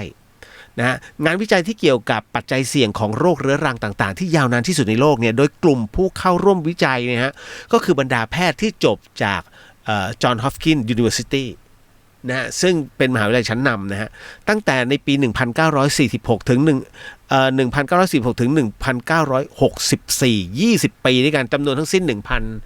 1,337 คนคุณหมอหมดเลยนะโดยคำถามที่เขาส่งไปให้แพทย์เหล่านี้นะก็จะเปลี่ยนไปเรื่อยๆทุกปีในช่วงแรกๆก็จะเป็นคำถามที่เกี่ยวกับปัจจัยเสี่ยงต่อโรคเรื้อรังต่างๆแต่พอผ่านไปสัก50 ปี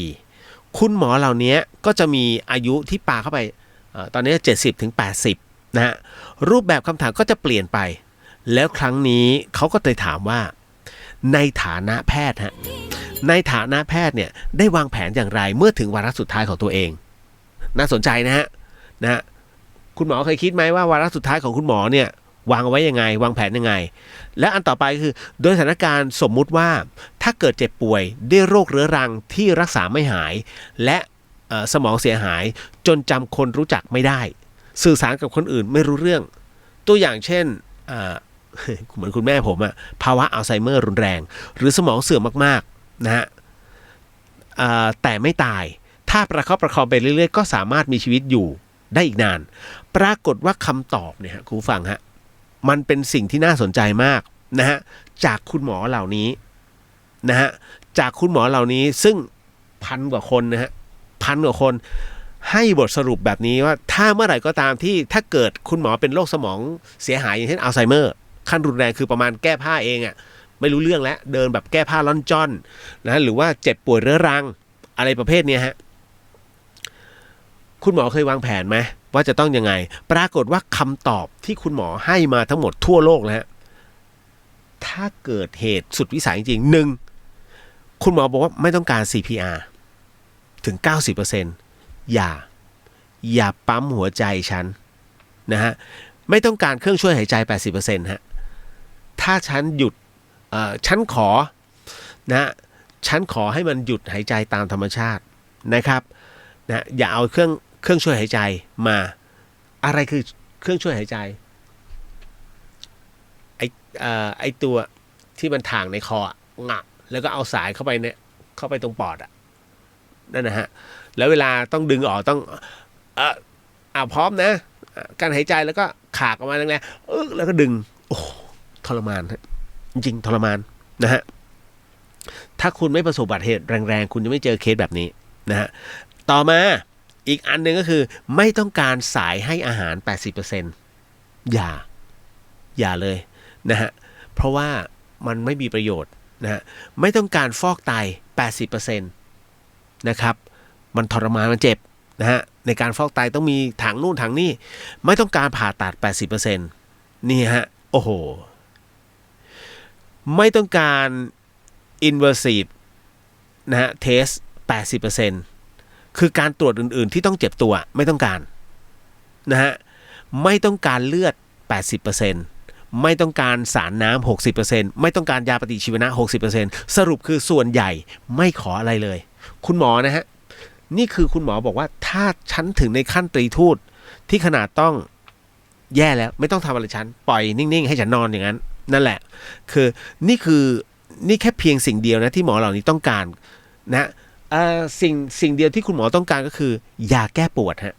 ยาแก้ปวดเพื่อให้ไปอย่างสงบถึง 80% ซึ่งคำตอบเหล่านี้ตรงกับคำตอบของกลุ่มที่ตื่นรู้ก่อนตายคือฝึกตายก่อนจริงนะฮะก็คือฝึกอย่างสงบแล้วก็มีเกียรติคือเป็น เป็นการตายแบบธรรมชาติความเจ็บปวดจากหัตถการเนี่ยมักเจ็บปวดมากกว่าความเจ็บปวดจากโรคฮะคืออะไรคุณเป็นโรคเนี่ยฮะก่อนเข้าโรงพยาบาลคุณจะไม่เจ็บเลยแต่พอคุณเข้าโรงพยาบาลปุ๊บเพื่อต้องการช่วยชีวิตคำว่าหัตถการหมายถึงอุปกรณ์ต่างๆมันจะมาเสียบเข้ามาที่ตัวคุณนะฮะ10 เข็มแม่งมา10 เข็มแล้วชึกเจ็บโคตรๆแต่มันเจ็บครั้งเดียวแล้วทุกอย่างมันก็มาตามสายงีบคุณจะเป็นหุ่นยนต์คุณหมอหมายถึงตรงนี้10 เข็มมันจะมาตรงนี้เลยโอ้ยสุดๆนะครับเพราะฉะนั้นสิ่งที่ทำไปทั้งหมดเนี่ยมันเป็นเพียงยืดเวลาการตายออกไปคุณหมอบอกนะฮะมันแค่ยืดออกไปอีกนิดนึงซึ่งคุณหนีไม่รอดหรอกเรื่องของความตายเพราะฉะนั้นอย่าไปเสียเงินกับมัน นี่หมอบอกเองเลยนะฮะยืดเวลาการตายแค่นั้นเองนะฮะแค่ให้มันนานขึ้นอีกหน่อยนึงแต่เมื่อถึงวาระสุดท้ายของชีวิตทุกคนน่ะควรจะมีสิทธิ์เลือกตายเองฮะนะฮะเขาก็บอกเลยว่าออโตโมมีนะครับเพราะการมีแค่ชีวิตอยู่นั้นแต่ไม่สามารถทำอะไรได้เลยแม้แต่ควบคุมการตัดสินใจของตัวเองก็ทำไม่ได้มันอาจจะน่ากลัวกว่าเรียกว่ามันอาจจะน่ากลัวกว่าตัวความตายจริงๆสิ่งที่มนุษย์ผู้มีสติปัญญาจริงๆต้องการเนี่ยเมื่อถึงเวลาก็คือการเสียชีวิตอย่างมีศักดิ์ศรีสงบและไม่เจ็บปวดฮะนี่คือสิ่งที่คุณหมอแพทย์หญิงเชิดชูนะฮะซึ่งเป็นกรรมการแพทยสภานั้นแปลออกมาเป็นไงเห็นไหมแต่เราอยากมีชีวิตรอดไงนะฮะก็ต้องไปโรงพยาบาลแต่คุณหมอส่วนใหญ่บอกไม่ต้องการฮะเพราะเห็นแล้วเพราะคุณหมอเป็นคนที่กระทำเองในเรื่องของการเสียบรักษาคนไข้เห็นไหมทำดีหวัดดีพี่เรียวหวัดดีครับนะฮะคุณจุลีพรจ้านะเอาละฮะมีใครทักไหมผมระแวงฮะ ทำเทวดาเดินดินใช่ครับนะฮะคุณรักษาสวัสดีค่ะคุณเรียวขอลงชื่อไว้อีกคนนะคะหลังงอแต่ไม่มากได้ฮะนะครับอันนี้เขาคุยกันเองนะฮะคุณณัฐพลกับอ้วน แล้วก็ทำดีหวัดดีพี่เรียวมาช้าแต่ก็ยังทันฮะยังไม่ได้เล่าเรื่องหลอนเลยนะครับเล่าเรื่องดีๆไปแล้วในเรื่องของไคโรแพคติกใครที่ต้องการลงชื่อนะครับช้าหมดอดเนอร์นะครับแล้วก็ไม่รู้ว่าพี่หมอตู่จะมาอีกทีเมื่อไหร่ไม่รู้ฮะตอบไม่ได้ แล้วจะเสียใจมาเรื่องราวหลอนๆที่ไม่หลอนก่อนดีกว่าไหมนะฮะเอาเรื่องแรกก่อนดีกว่านี่เลยฮะมาเข้าสู่เรื่องหลอนประจำค่ำคืนนี้นี่คือ The Hit ทาง FM 104.50 MHz ครับเอาไม่ดังอ่ะ You're listening to 104.5 Radio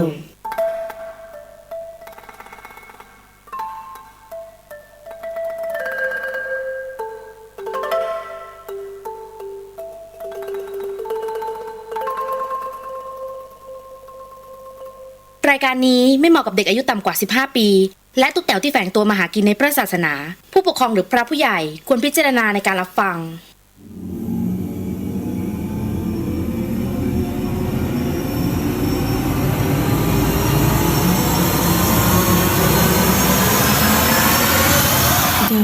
เฮียนเข้าสู่ในช่วงของเดอะเฮียนกับเฮียนสยอง2เรื่องในค่ำคืนนี้นะฮะก็สนับสนุนโดยเจ้าเก่านี่จ้านาอิเซรั่มแชมพูฮะแชมพูที่ลดอาการหลุดร่วงของเส้นผมนะฮะเดี๋ยวก่อนน้องๆที่ฟังจาก YouTube ที่อยู่ที่เชียงใหม่เนี่ยนะฮะเดี๋ยวพี่เลียวบอกก่อนนะครับผมไม่เห็นใน YouTube ตอนนี้เพราะว่าพระอาจารย์ไม่ได้เปิดหน้า YouTube เอาไว้ให้แต่ถ้าต้องการจะทำไคโรแพคติกนะหรือว่าจัดเส้นประสาทเนี่ยน้องเข้าไปที่ Facebook นะฮะเรียวเดอะเฮียนก็ได้หรือว่าเข้าไปที่พุทธิสิทธิ์รัตนสมบูรณ์ก็ได้ชื่อเขาเพราะมากนะคนนี้นะฮะเข้าไปแล้วก็บอกนิดนึงว่าหนูขอนะฮะคือเอาตัวเองก่อนแล้วก็ค่อยไปนึกถึงคนรอบๆนะฮะวันนั้นนะครับก็จะทำกันข้างหน้าของธรรมสถานจะมีโต๊ะยาวๆอยู่นั่นนะฮะตรงนั้นเลยคุณหมอจะใช้เวลาไม่นานนะแป๊บแล้วแต่เคส ของผมมา7 นาทีจบ เซ็งมากโอ้นั่งรถเป็นชั่วโมงไปหาพี่7 นาทีเรียบร้อยจบ สวัสดีครับพี่กลับ โอ้แฮปปี้จริงคือถ้าไม่งั้นผมจะไม่เสียเวลาพูดเลยจริงๆเพราะว่าพี่เขาสุดยอดแล้วผมไปหาแต่ละคนนะฮะบอกหัวเข่าเสื่อมทำเอาแบบจิตใจแย่กะไม่ขึ้นดอยแล้วนะพอเจอพี่หมอตู่เข้าไปนี่จบเลยนี่ฮะคิวขึ้นดอยมาเลยฮะ 13 เสาร์หน้าขึ้นดอยสิ่งที่ผมกำลังจะเล่าให้คุณผู้ฟังได้ยินได้ฟังเรื่องราวต่อไปนี้นั่นอย่าเชื่อนะฮะให้ฟังหูไว้หูแล้วก็ใช้วิจารณญาณทุกครั้งในการรับฟังเรื่องราวประเภทนี้ฮะข้อสำคัญเนี่ยอยากให้คุณผู้ฟังได้ฟังเป็นนิยายเพราะว่าเรื่องที่ผมกำลังจะเล่าต่อไปนี้เป็นเรื่องที่น้องเฟิร์นนั้นส่งมาและเรื่องราวของน้องเฟิร์นส่งมานั้นนะฮะต้องบอกเลยว่าสิ่งที่เธอส่งมาเป็นเรื่องที่เกิดขึ้นในสมัยที่เธอยังเรียนอยู่ชั้นมัธยมและเรื่องนี้เฟิร์นเล่าว่าน้องเขาบอกว่าคือพี่เลียวค่ะเฟิร์นเนี่ยได้รู้จักกับรุ่นพี่คนหนึ่งชื่อว่าพี่อัดเนี่ยเพิ่งย้ายเข้ามาเรียนม.6 แล้วเขาก็ตามจีบเฟิร์นค่ะจีบมาตลอดเป็นระยะเวลา1 เดือนซึ่งเฟิร์นก็ไม่เคยมีแฟนมาก่อนนะพี่นะฮะเลยยังไม่ได้คิดอะไรมากกับเรื่องนี้แต่ก็ลองคุยนะฮะคุยไปเรื่อยๆซึ่งพี่เขาก็ดีกับเฟิร์นนะคะแต่คราวนี้พอถึงช่วงปีใหม่เฟิร์นก็ไปส่งท้ายปีเก่ากับพี่เขาที่วัดนะคือไปสวดมนต์ข้ามปีกันน่ะนะฮะแต่พอตอนกลับเนี่ยอยู่ๆพี่เขาก็พูดประมาณว่าถ้าไม่มีเฟิร์นพี่ยอมตายดีกว่าคือตอนนั้นนะเฟิร์นก็ไม่ได้คิดอะไรมากนะพี่เลียวเพราะยังเด็กอ่ะก็ไม่ค่อยเข้าใจความรักเท่าไหร่นะฮะแล้วคราวนี้ฮะคุณผู้ฟังน้องก็บอกว่าพอเวลาผ่านไปขณะที่เวลามันผ่านไปเรื่อยๆเนี่ยพี่อัดก็ได้พาเฟิร์นเนี่ยไปให้ครอบครัวเขารู้จักแล้วเฟิร์นก็เข้ากับครอบครัวพี่เขาได้เป็นอย่างดีพี่อัดก็ดูภูมิใจแล้วก็ดีใจนะคะนะฮะที่ได้พาเฟิร์นน่ะมาที่บ้านมากๆเฟิร์นก็คุยกับพี่อัดได้ประมาณ7 เดือนนะฮะ7 เดือนแล้วแต่เฟิร์นไม่รู้คิดยังไงกลับรู้สึกว่าตัวเองไม่อยากมีแฟนยังอยากสนุกกับเพื่อนๆมากกว่าก็เลยบอกพี่เขาไปว่าเราเป็นแค่พี่น้องกันดีกว่านะพี่อัดตอนนั้นพี่อัดเขาร้องไห้ออกมาแล้วก็บอกว่าพี่คงอยู่ไม่ได้ตอนนั้นเฟิร์นก็งงแต่ก็ไม่ได้คิดอะไรอีกนั่นแหละและตอนนั้นเองเนี่ยนะฮะหนูก็เริ่มห่างๆกันนะฮะประจวบกับเข้าช่วงปิดเทอมพอดีพี่เลียวเฟิร์นคิดว่าถ้าไม่เจอกันเนี่ยเดี๋ยวพี่เขาคงจะลืมเฟิร์นไปเองจนกระทั่งช่วงปลายเดือนมีนาเหตุการณ์นี้เกิดขึ้นหลายปีแล้วนะคุณผู้ฟังปรากฏว่าพี่อัดเขาก็โทรมาชวนเฟิร์นว่าสงกรานต์ปีนี้เฟิร์นมาเล่นน้ำที่บ้านพี่ไหมเฟิร์นจำไม่ได้ว่าตัวเองตอบไปว่ายังไงนะพี่เลียวแต่เท่าที่จำได้ก็คือประมาณว่าไม่ไปไม่อยากเจอนะฮะพอผ่านไปได้สักประมาณ 3-4 วันพี่เขาก็โทรมาตลอดแต่เฟิร์นก็ไม่ได้รับโทรศัพท์พี่เขานะจนประมาณช่วงดึกๆปรากฏว่าแม่ของพี่อัดโทรมาบอกว่าเฟิร์นอัดเสียแล้วนะอัดขี่มอเตอร์ไซค์ออกไปกินเหล้าบนเขาแล้วขากลับมีรถกระบะฝ่าไฟแดงชนรถนะฮะจนอัดเสียชีวิตคาที่ส่วนเพื่อนอัดที่ไปด้วยกันนั้นก็ไปเสียที่โรงพยาบาลตอนนั้นเนี่ยพี่เลียวเฟิร์นสับสนมากงงไปหมดค่ะแต่ก็ไม่ได้ร้องไห้นะเพราะร้องไม่ออกเฟิร์นรีบไปเล่าเรื่องให้แม่ฟังแม่ก็บอกให้ไปงานศพพี่เขาด้วยให้ไปช่วยงานวันรดน้ำศพนั้นเฟิร์นไม่กล้าที่จะเดินไปดูศพพี่อัดเลยพี่เลียวแต่เพื่อนๆพี่อัดนั้นก็ขอให้เฟิร์นนั้นไปรดน้ำศพพี่อัดหน่อยให้พี่อัดได้รับรู้ว่าเฟิร์นนั้นมาส่งเขาเฟิร์นก็ไปรดน้ำศพพี่เขานะพอเห็นหน้าพี่อัดเฟิร์นก็เรียกชื่อพี่อัดออกมาเองโดยอัตโนมัติเลยค่ะแต่เฟิร์นร้องไห้ไม่ออกจริงๆพี่เลียวมันจุกนะมันแน่นมันบอกไม่ถูกจริงค่ะเฟิร์นไปช่วยงานศพจนถึงวันเผาแม่พี่อัดนั้นมาขอให้เฟิร์นเป็นคนถือรูปตอนเดินวนรอบเมนและก็เป็นคนถือรูปนำทางพี่เขากลับบ้านด้วยนะฮะจนถึงวันสงกรานต์แม่พี่อัดก็มารับเฟิร์นทำบุญด้วยกันเฟิร์นก็ไปค่ะพี่เลียวพอไปถึงที่วัด ขณะที่เฟิร์นกำลังทำบุญกรวดน้ำอยู่นั้นนะฮะน้องเขาก็บอกนะฮะในขณะนั้นเองจู่ๆก็มีป้าคนหนึ่งที่มาทำบุญซึ่งก็ไม่รู้จักกับเฟิร์นเลยนะพี่เลียวปรากฏว่าแกก็นั่งร้องไห้อยู่อย่างนั้นแล้วจู่ๆแกก็เข้ามากอดเฟิร์นแล้วก็พูดว่าอยากกอดแบบนี้มานานแล้วฝากแม่ด้วยนะขอโทษที่พี่ดูแลเฟิร์นไม่ได้เป็นพี่ชายให้ไม่ได้แล้วนะแล้วป้าเขาก็หันไปหาแม่พี่อัดแล้วก็พูดว่าผมขอโทษที่ไม่ได้บวชให้ขอโทษที่สร้างแต่ความวุ่นวายแม่อย่าร้องไห้อีกเลยนะแล้วก็ขออโหสิกรรมพอแม่พี่อัดนั้นบอกอโหสิกรรมให้ก็เหมือนว่าพี่อัดเนี่ยออกจากร่างป้าคนนั้นไปสิ่งที่เกิดขึ้นก็คือมันเหลือเชื่อมากๆพี่เลียวซึ่งตรงเนี้ยทั้งเฟิร์นและแม่พี่อัดก็ร้องไห้ออกมาเลยค่ะจากนั้นหลวงตาก็รดน้ำมนต์ให้แล้วก็บอกว่าเขาไม่ไปไหนหรอกถ้าเราทุกคนยังเรียกให้เขามาไม่ต้องเรียกเขาแล้วล่ะทำใจให้สบายเรื่องนี้มันอาจจะไม่ได้น่ากลัวมากนะพี่เลียวแต่สำหรับเฟิร์นนั้นมันเป็นเรื่องที่เป็นปมทางจิตใจมันฝังใจเฟิร์นรู้สึกมาตลอดว่าเฟิร์นเป็นคนผิดถ้าเฟิร์นไม่ไปปฏิเสธพี่เขาเรื่องแบบนี้ก็ไม่เกิดเฟิร์นเสียดายวันเวลาดีๆเรื่องดีๆที่พี่เขาทำให้ฝากให้ทุกคนที่ได้อ่านนั้นนะฮะได้ฟังนั้นได้ดูแลแล้วก็ใส่ใจความรู้สึกของคนที่เขารักเราด้วยนะคะเพราะเราก็ไม่มีทางรู้ว่าวันไหนที่เขาจะจากเราไปบางทีเราอาจจะเสียเขาไปแบบไม่มีวันกลับมาเลยก็ได้น้องเขียนได้ดีนะฮะอันนี้นะฮะเขียนดีมากครับเฟิร์นฮะผมมาขยายเรื่องของน้องเฟิร์นก่อนนะคุณผู้ฟังฮะคือเรื่องตรงนี้ของน้องเฟิร์นเนี่ยนะครับพี่เลียวจะบอกว่ามันเขาเรียกว่าตัวกรรมมันเป็นตัวบีบฮะมันเป็นตัวบีบที่เมื่อถึงวาระตรงนี้คือน้องอยู่น้องเรียนน้องอยู่ม.5 นะฮะอ่านเขาอยู่ม.6 ถูกไหมมันยังเป็นรุ่นเขาเรียกว่าวัยที่เรียกว่าวัยที่กำลังเชี่ยววัยที่ฮอร์โมนมันกำลังพลุกพล่านเลยแต่บังเอิญว่าผู้ชายเนี่ยมันมีฮอร์โมนแบบเนี้ยมันมีมากจนที่เรียกว่าต้องปลดปล่อยคุณผู้หญิงหลายๆคนอาจจะไม่ทราบนะฮะมันคือฮอร์โมนทางเพศเนี่ยมันรุนแรงมากวัยรุ่นนะฮะเพราะฉะนั้นเนี่ยบางอย่างเนี่ยสิ่งที่มันช่วยให้การระบายอารมณ์ประเภทนี้ฮอร์โมนประเภทนี้คือการออกกำลังกายเตะบอลว่ายน้ำคือกีฬาทั้งหลายเนี่ยมันจะเป็นตัวที่ช่วยผ่อนฮอร์โมนเนี่ยเขาปรับฮอร์โมนเนี่ยให้มันเบาบางลงคือมันได้ระบายออกไปทางกีฬา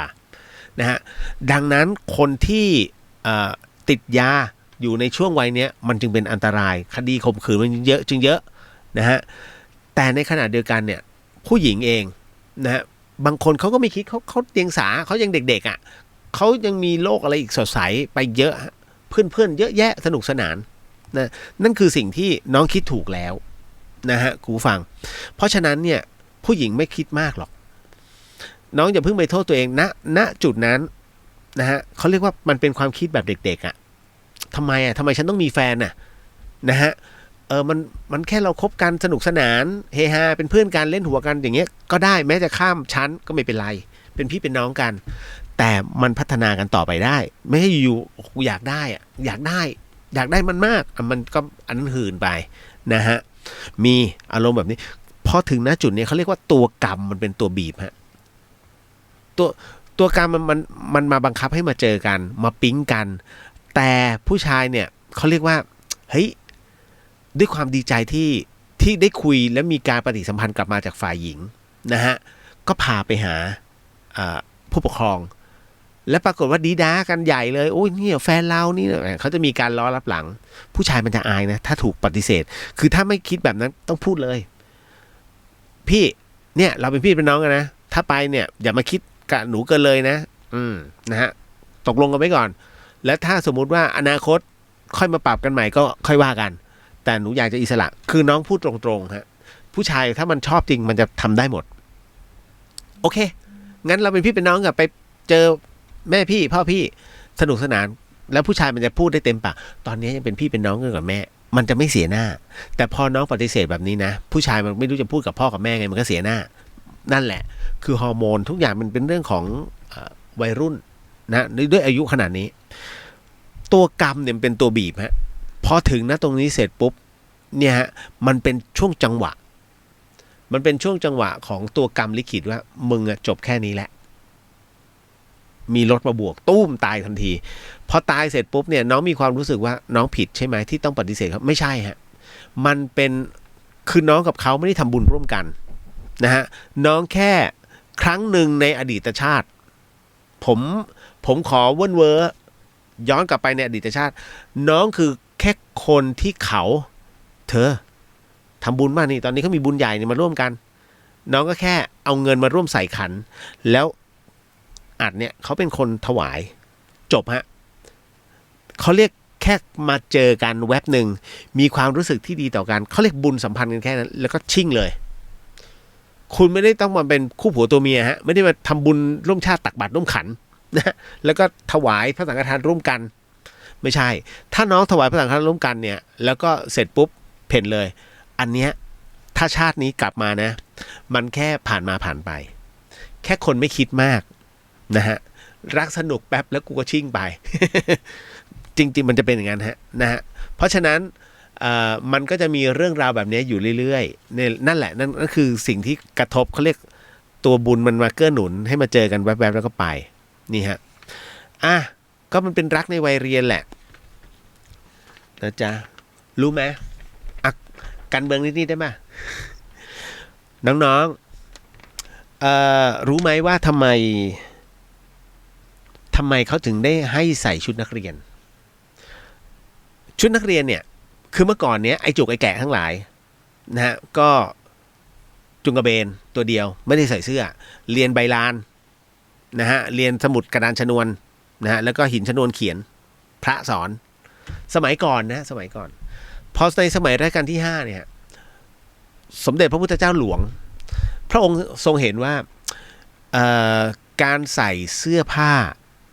มันน่าจะดูดีมีระเบียบนะฮะก็เลยให้ใส่ประกาศให้ชุดนักเรียนนั้นเป็นชุดพระราชทานทั้งหมดจงใส่เครื่องแบบนี้ทำไมฉันไม่ใส่ได้ไหมเหมือนเด็กปัจจุบันน่ะไม่ขอใส่ได้ไหมรัชกาลที่5เนี่ยพระบาทสมเด็จพระจุลจอมเกล้าเจ้าอยู่หัวเนี่ยท่านมองเห็นอันหนึ่งไว้ล่วงหน้าฮะคุณผู้ฟังความเหลื่อมล้ำทางสังคมทำไมเมื่อไหร่ก็ตามที่แต่งตัวกันตามสบายเด็กที่มีฐานะเขาใส่เสื้อแบบไหนโอ้ยอย่างดีเลยมีสเวตเตอร์โอ้ลายสก๊อตไอเด็กที่ไม่มีพ่อแม่จนเสื้อยืดเก่าๆแล้วคุณรู้ไหมมันก็จะกลายเป็นสังคมอีกกลุ่มหนึ่งในมหาลัยจะมีนะฮะเฮ้ยมึงมีรถเปล่าไม่มีรถไม่ครบมันจะมีอย่างเงี้ยในมหาลัยรถประเภทไหนถ้าโตต้ามึงไปอยู่กลุ่มโตต้ากลุ่มนี้เขารถแบบหรูๆเบนซ์นะวอลโว่ไปอยู่กลุ่มใหญ่เฮ้ยก็เป็นอย่างนี้นะในมหาลัยนะฮะเพราะฉะนั้นเนี่ยถ้าน้องคิดว่าการไม่ใส่ชุดนักเรียนนั้นเป็นเรื่องที่ดีเนี่ยคิดใหม่นะฮะแล้วมันเป็นงั้นจริงๆแค่คนหนึ่งมีเครื่องสำอางอีกคนหนึ่งไม่มีเครื่องสำอางน้องยัง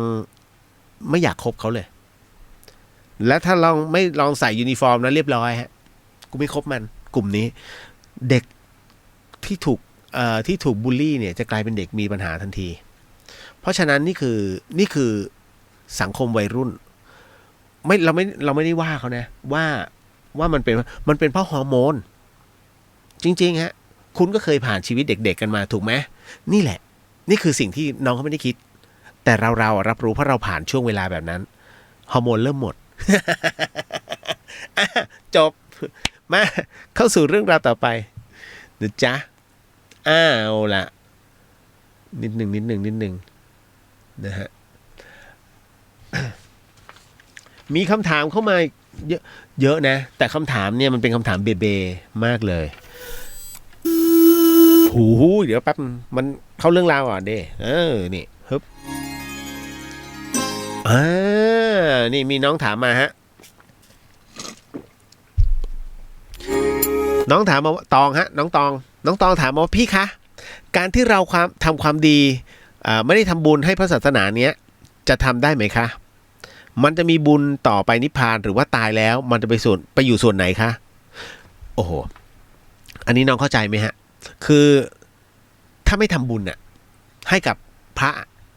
แต่เป็นคนดีแล้วทำความดีอย่างเงี้ยอย่างเช่นช่วยเหลือสังคมนะฮะทำสังคมสงเคราะห์นะฮะอะไรล่ะช่วยคนแก่ข้ามถนนลอกท้องร่องคลองคูคลองอะไรว่าไปเก็บขยะได้ไหมคำตอบคือได้ฮะ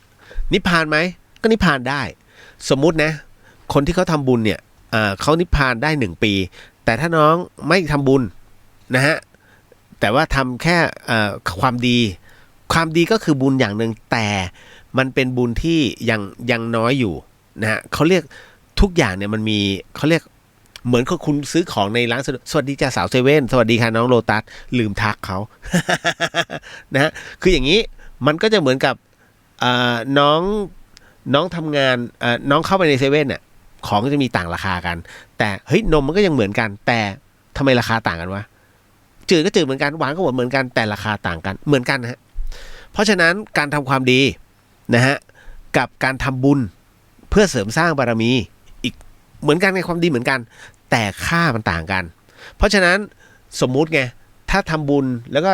ทำบุญทำทานเนี่ยฮะกับพระสงฆ์พระพุทธศาสนาหรือว่าตัวแทนของพระศาสนาตัวแทนของศาสนาอื่นๆทั่วๆไปคุณสมมุตินะสามารถนิพพานได้ใน1 ปีแต่ถ้าเราทำความดีทุกๆวันคุณนิพพานได้แต่อาจจะใช้เวลาประมาณสัก50 ปีหรือว่า100 ปีคือมันได้ไงมันถึงเหมือนกันแต่น้อยคือประมาณว่าเก็บเล็กผสมน้อยแบบเหมือนงาคนหนึ่งเขาใส่เหรียญบาทใส่ทองคุณใส่งา นะค่าผิดกันนะฮะได้ไม่มีปัญหานะฮะเพราะฉะนั้นเนี่ยในเรื่องของการทำบุญเขาจึงต้องเลือกเนื้อนาบุญไงผมก็จะอ่านในเรื่องค่าตัวบุญของแต่ละคนให้ฟังอยู่เรื่อยๆนี่นู่นนั่นนะฮะเพราะฉะนั้นเนี่ยนะฮะได้จะตองแต่ว่าถามว่านิพพานได้ไหมไม่ได้ฮะคือการนิพพานหมายถึงว่าน้องต้องปฏิบัติละทุกอย่างซึ่งอยู่ในศีลอยู่ในกรอบของผู้ปฏิบัติแล้วน้องอธิษฐานนิพพานได้นะฮะมันมีในแพทย์คนหนึ่งนะที่เขียนหนังสืออะไรไอน์สไ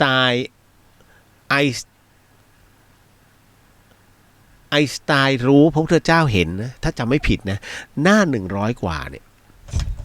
อุ้ยตกใจตายแล้วเกื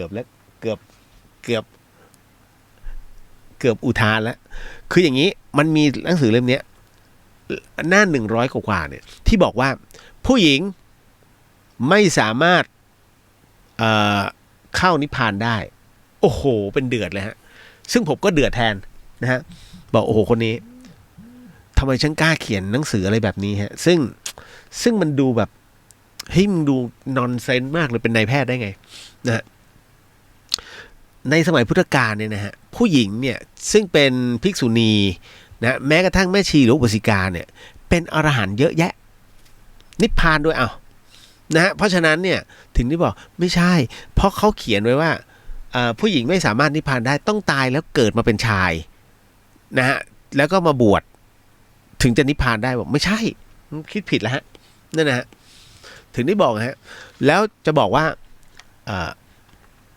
คุณสุภาพสตรีเนี่ยนะฮะที่คิดบวชเนี่ยนะฮะอารมณ์ของการเข้าถึงพระนิพพานและกำลังสมาธิเนี่ยมีมากกว่าผู้ชายแต่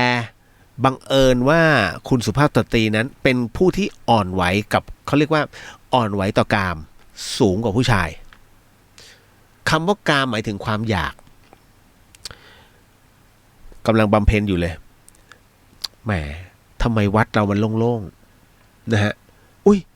รถดอกไม้มาดอกไม้มานี่เอาดอกไม้เอาสีนี้ที่อันนี้เดี๋ยวเอาไปประดับตรงนั้นคิดเงินเท่าไหร่จบนั่งสมาธิต่อโอ้กลิ่นดอกไม้หอม มีความสุขนิพพานตรงไหนฮะความอยากมันเกิดขึ้นตั้งแต่ต้องการจะประดับแล้วฮะเห็นไหมทุกอย่างเนี่ยมันจะมีบททดสอบของมันอยู่นะนี่คือสิ่งที่ถึงได้บอกนะครับว่ามันต้องก้าวข้ามผ่านนะตรงนั้นนะจ๊ะโอเคนะตองนะฮะทำความดีได้ถ้าไม่จำเป็นต้องทำบุญแต่มันถึงช้านะฮะตายแล้วไปไหนก็น่าจะอยู่ชั้นจตุมหาราชิกาคืออัปเกรดขึ้นไปทีละนิดจนถึงจตุมนะฮะน้องไม่สามารถถึงดาวดึงส์ได้ฮะเพราะดาวดึงส์นั้น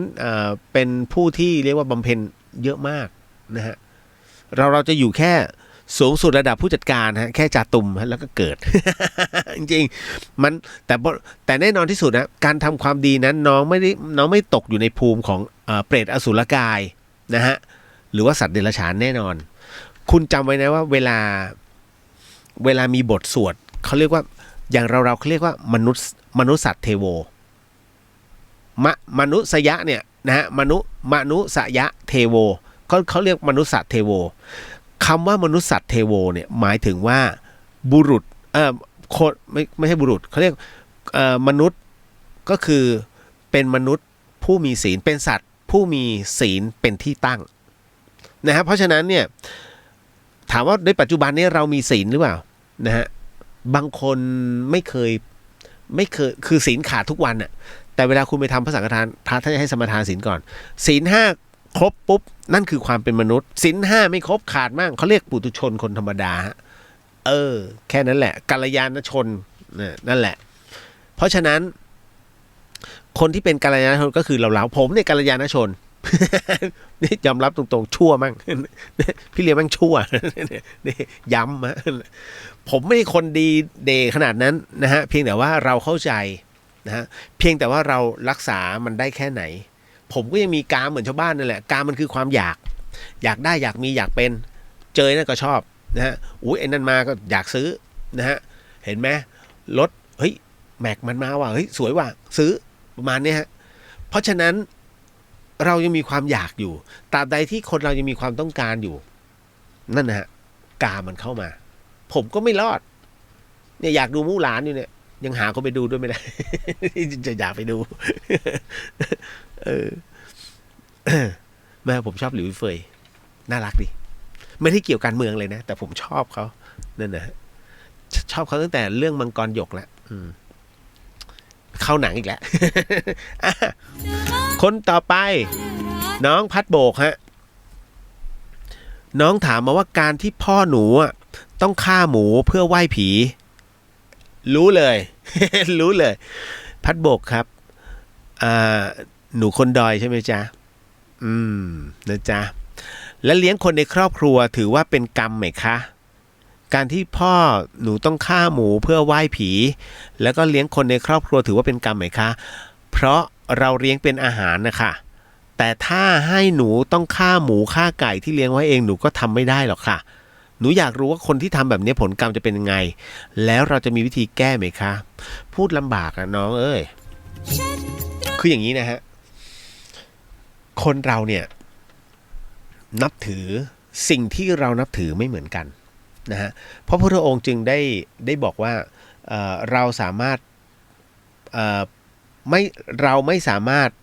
นะฮะพูดให้คนฆ่าหมูได้เข้าใจได้ในสิ่งที่เราต้องการจะพูดนะฮะนั่นหมายถึงว่าสมมุติว่าเขาไม่ได้นับถือพระพุทธศาสนา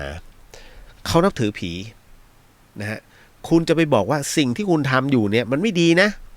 มันเป็นกรรมนะบางทีเขาไม่รู้ฮะเขาไม่ได้ใส่ใจเพราะเนี่ยคือฉันเลี้ยงมาตั้งแต่บรรพบุรุษเลี้ยงมาเพื่อเป็นอาหารจริงๆไม่ผิดนะฮะการเลี้ยงมาเป็นอาหารแต่วิธีการน่ะผิดผมเห็นแล้วอย่างแม่ปูนเนี่ยฮะบ้านแม่ปูนหลวงที่เบียงป่าเป้าเนี่ยที่พร้าวเนี่ยโอ้โหที่ผมเขียนโพสต์แบบวิญญาณหมูล้วนๆคือเขาถือไม้แล้วสังหารหมูตีไป3 ทีปักจนมันเงียบอันนั้นเนี่ยไม่เท่าไหร่ไปที่เสมิงบ้านอะไรสักอย่างนึงหมูตัวใหญ่มาก ใหญ่ประมาณวัวเฮ้ยผมไม่ได้พูดเล่นนะหมูใหญ่จริงๆใหญ่จริงล่าสุดที่ไปงานแต่งของน้องเขาโอ้โหคุณเอ้ยที่ผมโพสต์มาเป็นไฟสูงเนี่ยนั่นเขาสุมหมูนะเผาทั้งเป็นโอ้ผมเห็นแล้วมันแบบคือมันโหดไปอ่ะนั่นคือสิ่งที่แบบถึงได้บอกว่าฝรั่งเนี่ยนะฮะคุณผู้ฟังมันกินเนื้อสัตว์แต่เขามีวิธีการแม้กระทั่งญี่ปุ่นคือนักกินอันดับโลกนะเวลาที่เขาฆ่าสัตว์เขาจะมีวิธีการฮะอย่างวัวญี่ปุ่นเนี่ยจะมีวิธีการเลยว่าถ้ามันตกใจเนื้อที่คุณได้จะไม่อร่อยเลยไม่มีเขาเรียกเนื้อชั้นเลวเพราะฉะนั้นมันมีการวิจัยเกิดขึ้นนะคุณผู้ฟังด้วยกล้ามเนื้อด้วยเม็ดเลือดเฮ้ยมันเป็นขนาดนั้นจริงๆนะถ้าหมูหรือวัวตกใจคุณฟังนี้นะถ้าหมูหรือวัวตกใจนะฮะในขณะที่ถูกฆ่ามันจะหลั่งสารพิษบางอย่างออกมาเคลือบนะฮะเคลือบตัวมันนะฮะเพราะฉะนั้นใครที่กินเนื้อหมูนะฮะแบบตกใจเนี่ยต้องล้างให้สะอาดเพราะเนื้อเนี่ยเป็นเนื้อชั้นเลวแล้วนะเพราะฉะนั้นเนี่ยผมถึงได้รู้เลยว่าอ๋อบนดอยคือเขาฆ่าแบบดิบๆนั้นนะเข้าใจแล้วฝรั่งมันฆ่าแบบไหนคุณเคยดูสารคดีไหมอย่างวัวเนี่ยฮะญี่ปุ่นจะต้อนเข้าไปในห้องที่เขาจะทำไว้2ห้องแรกเป็นห้องแบบเขาเรียกว่าหม่นๆหน่อยนะฮะหม่นสีหม่นแล้วก็ติดแอร์เลี้ยงอย่างดีเปิดเพลงบรรเลงฮะเปิดเพลงบรรเลง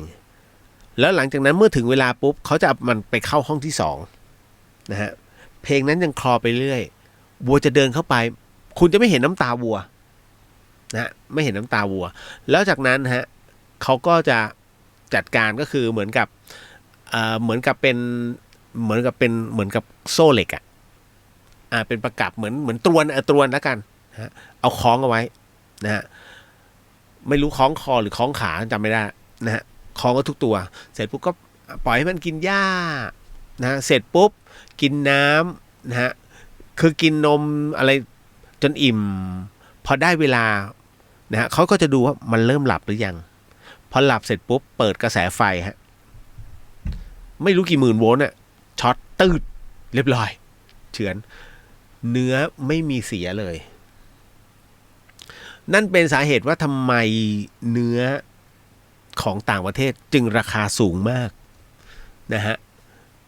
เพราะว่าเขามีกรรมวิธีของเขาอยู่และเขาเคยประกวดเขาเคยคือเหมือนกับดูเม็ดเลือดเคยเห็นไหมไอ้ที่ประกวดเฉือนเมื่อแล่เนื้อหมูชิ้นเนื้อหมูออกมาเนี่ยเขาต้องดูวิธีการแล่แบบไหนฮะแล้วก็ชั้นของเนื้อมันจะสมบูรณ์โอ้อันนี้เอาไป100 คะแนนเต็มเฮ้ยมีขนาดนี้มาประเทศไทยกลัวจึ๊กจักเนี่ยกูเน้นรสชาติไม่ได้เน้นเนื้อ มันถึงได้มาประเทศไทยมันงงโอ้ไทยแลนด์นะประมาณนี้เลยณตรงนี้เดี๋ยวต้องบอกก่อนนะว่ากรณีของคือค่าเป็นอาหารเนี่ยมันก็ขึ้นอยู่กับว่าการถือเคล็ดอะไรแบบไหนหรือเปล่าแต่ถามว่ากรรมรับรู้ฮะกรรมในที่แบบเนี้ยคุณจำไว้เลยนะ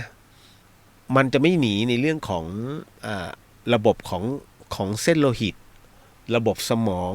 นะฮะการคุยไม่รู้เรื่องนะในอนาคตเลยแน่ๆหนีไม่พ้นนะฮะมันจะเหมือนกับแม่ค้าปลานะฮะแล้วก็คือบางทีถ้าแก่ตัวลงไปเนี่ยเขาจะเริ่มพูดไม่รู้เรื่องแล้วในเรื่องของมันมีปัญหาเรื่องสมองเหตุมันเกิดเพราะว่าการทุบหัวปลาการตีและภาพคือเขาเรียกการสะกดจิตตัวเองฮะภาพจำมันจะอยู่ตรงนั้นปลามันจะแบบไหนมันก็อยู่นั้นแล้วตัวเขาเนี่ยฮะคือถ้าทางการแพทย์คือการสะกดจิตตัวเองนะเพราะฉะนั้นบทสุดท้ายของชีวิตเนี่ยก็คือการดิ้นอย่างปลาแล้วตายนะฮะนี่คือผลกรรมที่มันเกิดขึ้นนั่นแหละฮะเพราะ ราะแม่เขาจะอยู่กับความตายตลอดมาปาตีพัวแล่จบวันหนึ่งสายตามันเจอแต่ปลาวิธีการจับยังไงให้อยู่ตีเฉือนเขาอยู่แค่นี้ฮะทุกวันนะฮะเพราะฉะนั้นเนี่ยจุดสุดท้ายของชีวิตภาพตรงนี้ฮะผมถึงได้บอกว่าคนเราจะจดจำเนี่ยอะไรได้มากที่สุดระหว่างความดีกับความชั่วแน่นอนฮะคนเราจะจดจำความชั่วได้แม่นยำมากกว่าความดีเอาทำไมจึงเป็นเช่นนั้นก็คุณลองนึกดูใครที่เคยหักหลังคุณต่อให้10 ปีผ่านไปคุณยังจำได้เลยไอ้เนี่ยมึงชั่วกูไว้ครั้งที่แล้วทำเรื่องนี้จำได้ไหมไอ้คนทำมาก็แกล้งทำเป็นเรื่องจริงมันจำได้เพราะคนที่กระทำความชั่วก็จำได้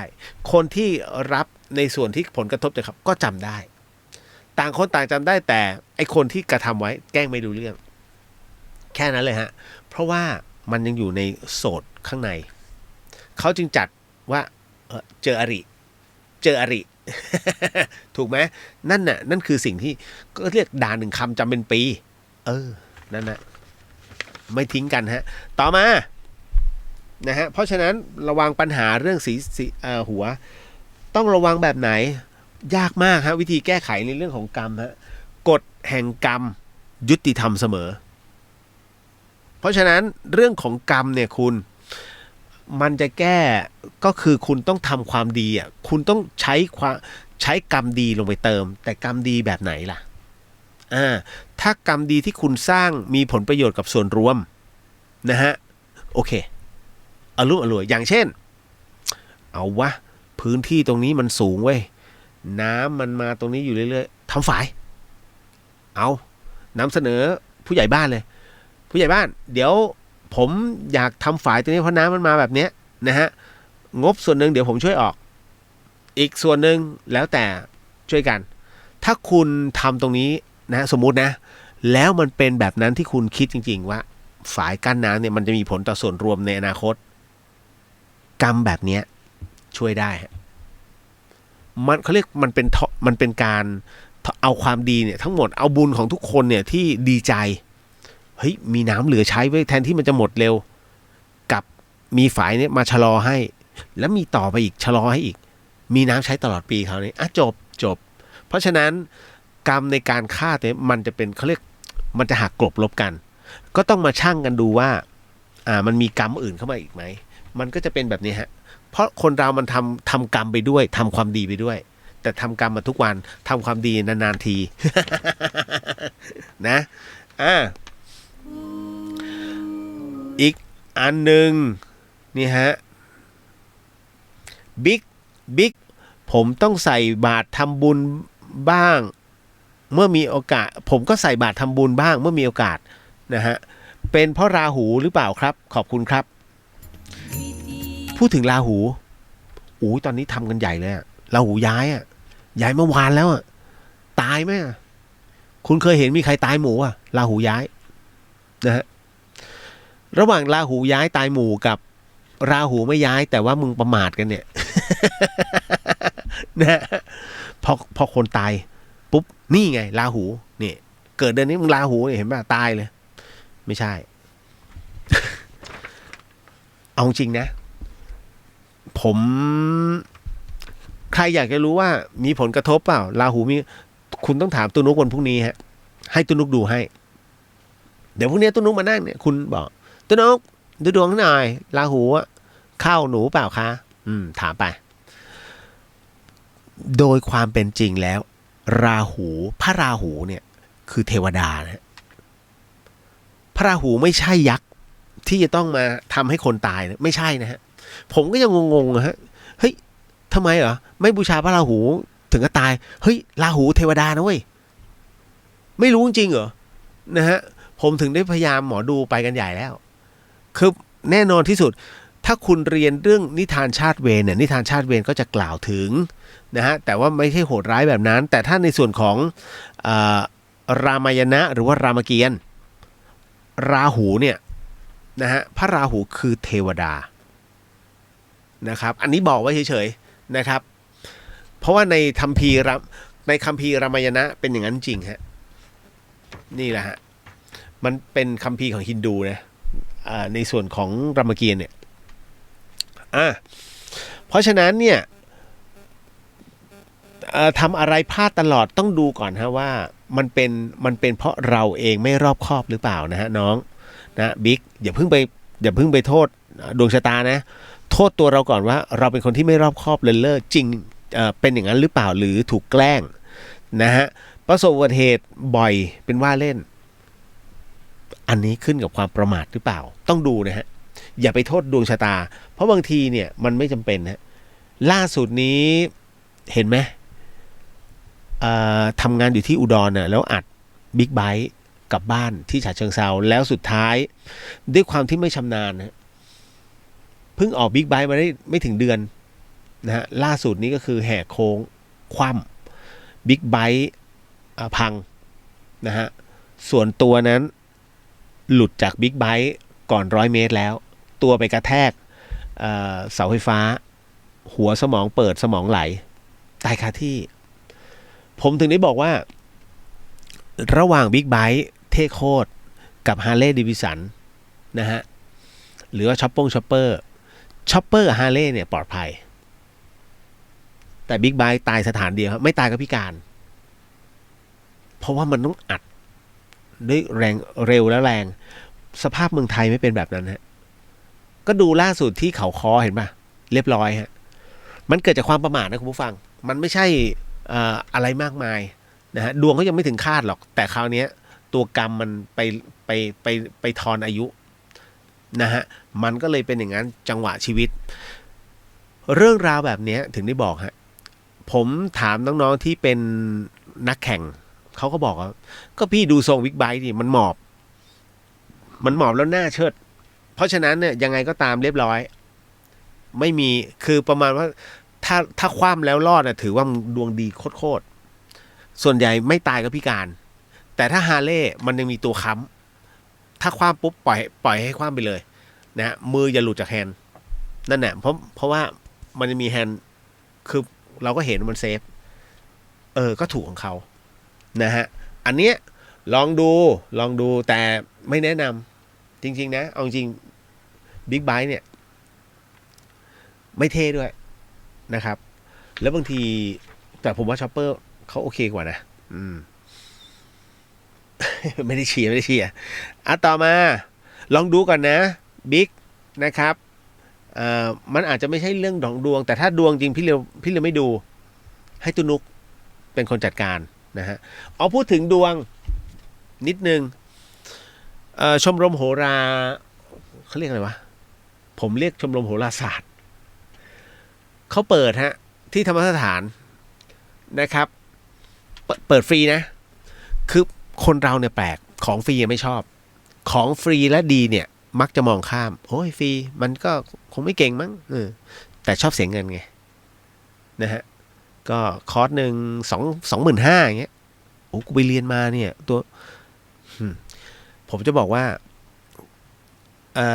ชมรมโหราศาสตร์ของธรรมสถานเนี่ยนะฮะผมก็ไม่เคยเชื่อจริงๆแต่บังเอิญนะฮะบังเอิญว่าคนที่เป็นอาจารย์ใหญ่ก็คือแม่ชีพูดแต่ละคำมาปึ้งเป็นการพูดที่จะต้องเกิดขึ้นล่วงหน้าทุกอย่างปรากฏว่าสิ่งที่อาจารย์แม่ชีพูดเฮ้ยมันเกิดขึ้นจริงฮะเพียงแต่เราจะพูดไม่พูดแค่นั้นเองผมก็คือศาสตร์พยากรณ์นะเนาะทุกอย่างมันคือดวงดาวผมก็ไม่รู้ว่าใครไปให้ความหมายดวงดาวแต่ละดวงว่าเป็นแบบนี้นะตามจากราศีนะครับแต่ว่าพอเอาจริงเป๊ะว่ะผมก็เลยเฮ้ยบอกแล้วถ้าไม่เจอด้วยตัวเองนะผมก็จะไม่พูดแต่ได้เจอด้วยตัวเองผมก็เลยใครอยากจะเรียนฟรีแต่สิ่งที่ผมเนี่ยบอกเลยว่าผมจะเรียนศาสตร์หนึ่งซึ่งผมไม่เคยรู้แต่จริงแล้วแค่เคยไปฝึกเขาเรียกพลังกายทิพย์กับคุณย่าเยาวเรศ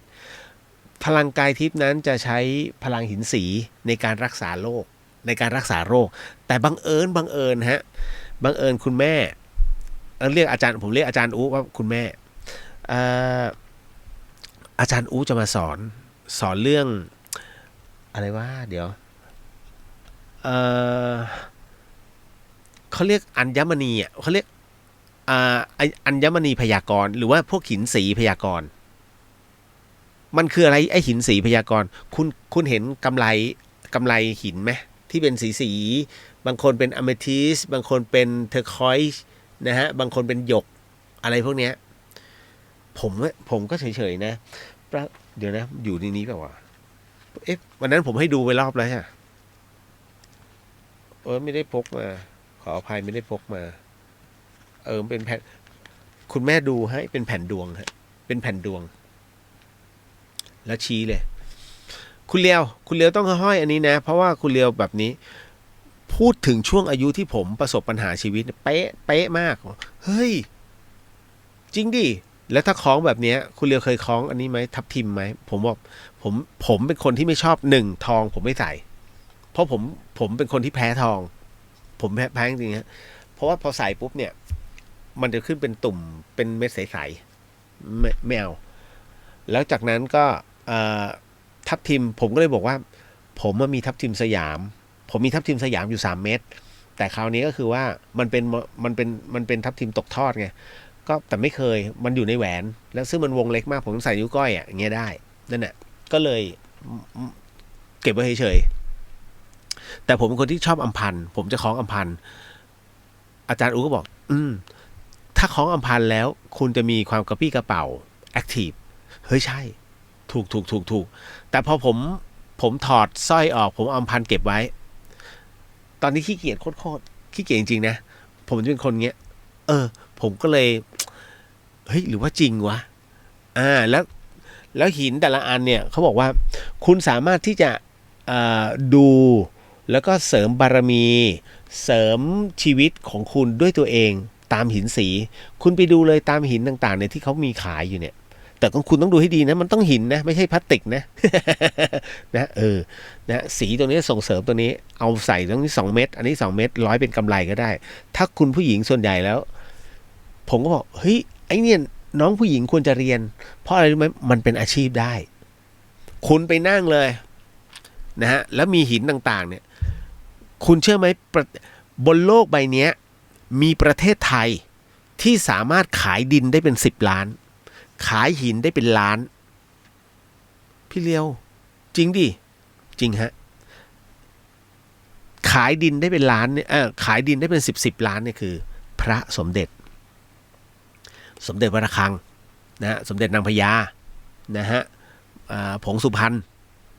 นะฮะก็ซุ้มกออย่างเงี้ยนะก็คือเบญจภาคีอ่ะนะเพราะฉะนั้นทั้งหมดทั้งมวลเนี่ยคือดินนะฮะซึ่งเอามาเผาเสร็จปุ๊บนะก็คือมวลสารทั้งหลายเมื่อให้ขายไปเป็น10 ล้านนะเป็น100 ล้านเลยเนี่ยพระองค์หนึ่งเห็นไหมส่วนอัญมณีหรือว่าหินสีเนี่ยถ้าคุณจับมันดีๆนะฮะมันจะเป็นเขาเรียกมันเป็นรัตนมงคลนะของชีวิตนะที่ส่งเสริมตัวเราได้ในอาชีพตอนแรกผมก็ไม่เชื่อมันเป็นพลังธรรมชาติซึ่งศาสตร์นี้มันมีอยู่ในต่างประเทศนะศาสตร์ต่างประเทศพวกนี้มีอยู่ 2,000 ศาสตร์นะฮะพอถึงนี้ผมเฮ้ยผู้หญิงเนี่ยน่าเรียนจะได้รู้ว่าถ้ารู้ว่าลูกค้าคุณเกิดวันที่เท่าไหร่นี่ค่ะจัดหินให้ค่ะแต่ลูกค้าห้ามใส่อันนี้นะคะถ้าใส่นี้ลูกค้าจะเจออะไรเรื่องราวแบบนี้แต่ถ้าอันเนี้ยถ้าเงินทองเอาไป3 เม็ดนี่อันนี้สำหรับโชคลาภ2 เม็ดอันนี้นี่ผัวรักผัวหลงนี่อันนี้2 เม็ด3 เม็ดนี่ตรงนี้นี่นี่มีผู้อุดหนุนนี่ทำมาค้าขึ้นเอาไป5 เม็ดเป็นกำไรแล้วเพราะฉะนั้นเนี่ยลูกค้าคุณมีสตอรี่ให้ลูกค้าเฮ้ยทำเป็นเล่น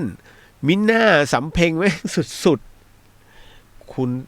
ผมเห็นที่ร้านที่สำเพ็งมันขายเป็นกระบะแต่หินนะเป็นหินก้อนๆเลยนะฮะเม็ดละ8 บาทนะวางเป็นกระจุกโอ้ยมีคนมาซื้อผมก็ยืนดูแป๊บเดียวลงมาเฮ้ยเดี๋ยวหมดบางคนสั่งเป็นถุงนะถุงเป็นพัน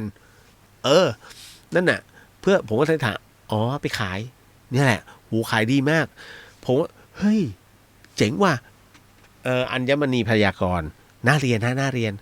แล้วใช้เวลาไม่กี่วันในการเรียนรู้ผมก็เลยถามอาจารย์อุ๊ไงสนใจนี่เลยวันอาทิตย์นี้พอดีนะที่ธรรมสถาน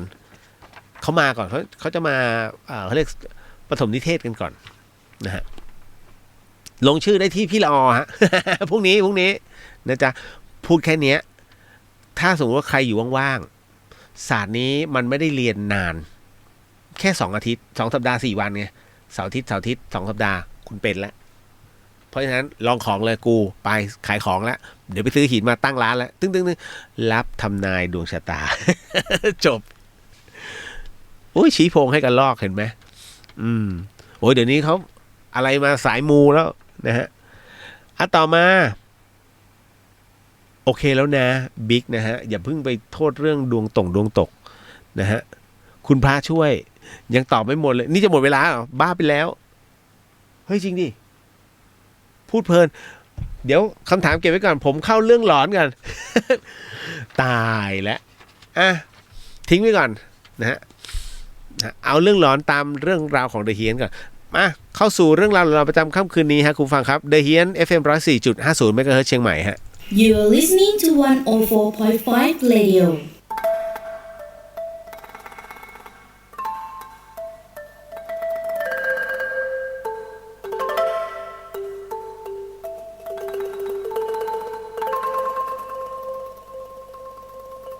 รายการนี้ไม่เหมาะกับเด็กอายุต่ำกว่า15 ปี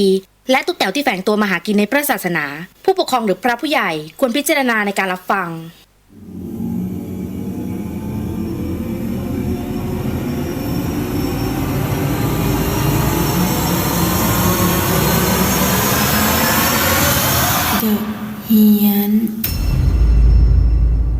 เข้าสู่ในช่วงของเดอะเฮียนกับเฮียนสยอง2 เรื่องนะฮะเดี๋ยวคำถามไว้ยกไว้วันอื่นนะจ๊ะยังมีฮะน้องถามมาเยอะพอสมควรเอาละสนับสนุนโดยนาอิเซรั่มแชมพูนะจ๊ะแชมพูที่ลดอาการหลุดร่วงของเส้นผมฮะผมเคยบอกไปแล้วว่าเดี๋ยวสัปดาห์นี้นะจะไม่ได้ต้องสัปดาห์หน้าเดี๋ยวจะพยายามแจกนาอีสนะจ๊ะนะฮะระบายของ เพื่อจะได้ขอล็อตใหม่มัน ดูตาผมเจ้าได้โคตร มาเรื่องราวตรงนี้สิ่งที่ผมกำลังจะเล่าให้คุณผู้ฟังได้ยินได้ฟังเรื่องราวต่อไปนี้อย่าเชื่อนะจ๊ะนะฮะส่งมาโดยบีฮะบีเรื่องว่าไม่ทันตั้งตัวนะฮะและเรื่องราวที่ผมกำลังจะเล่าต่อไปนี้นั้นอย่าเชื่อฮะฟังหูไว้หูแล้วก็ใช้วิจารณญาณทุกครั้งในการรับฟังเรื่องราวประเภทนี้ข้อสำคัญเนี่ยอยากให้คุณผู้ฟังได้ฟังเป็นนิยายฮะเพราะว่าเรื่องที่บีให้ผมเล่านั้นนะเป็นเรื่องที่เธอประสบพบเจอมานะที่มหาวิทยาลัยและเรื่องราวตรงนี้เธอเล่าว่า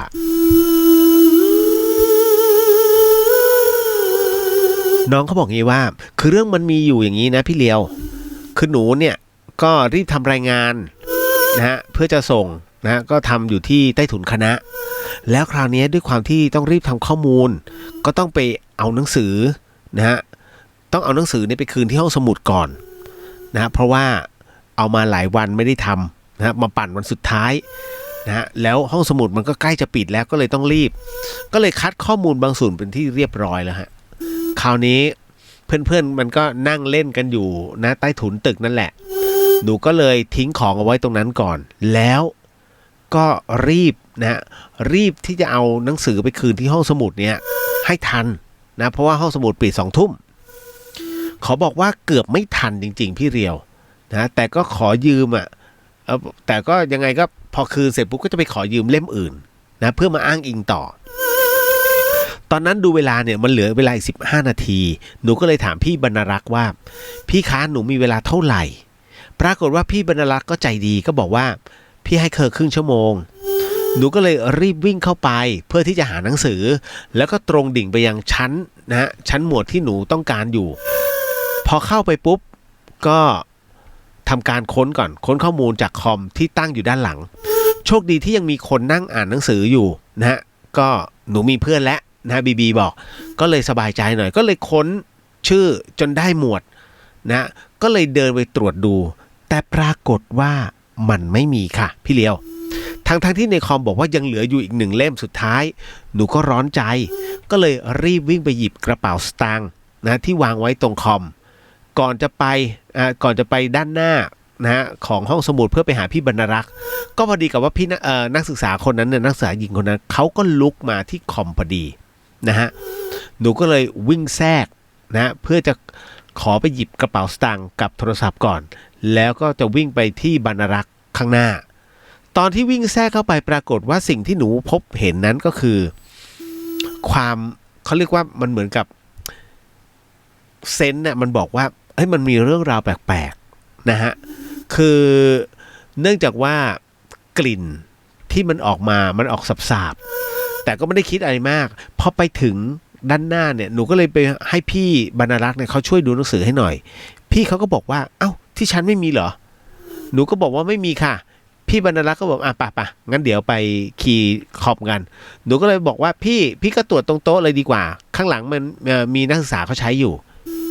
พี่บรรณรักษ์ก็บอกว่าใครไม่มีนะฮะมีแค่น้องนี่แหละเพราะที่เนี่ยจริงๆมันปิดตั้งแต่ 19:00 น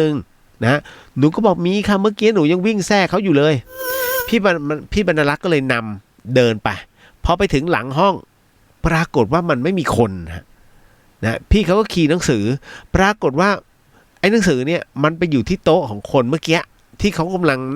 ที่เขาอ่านอยู่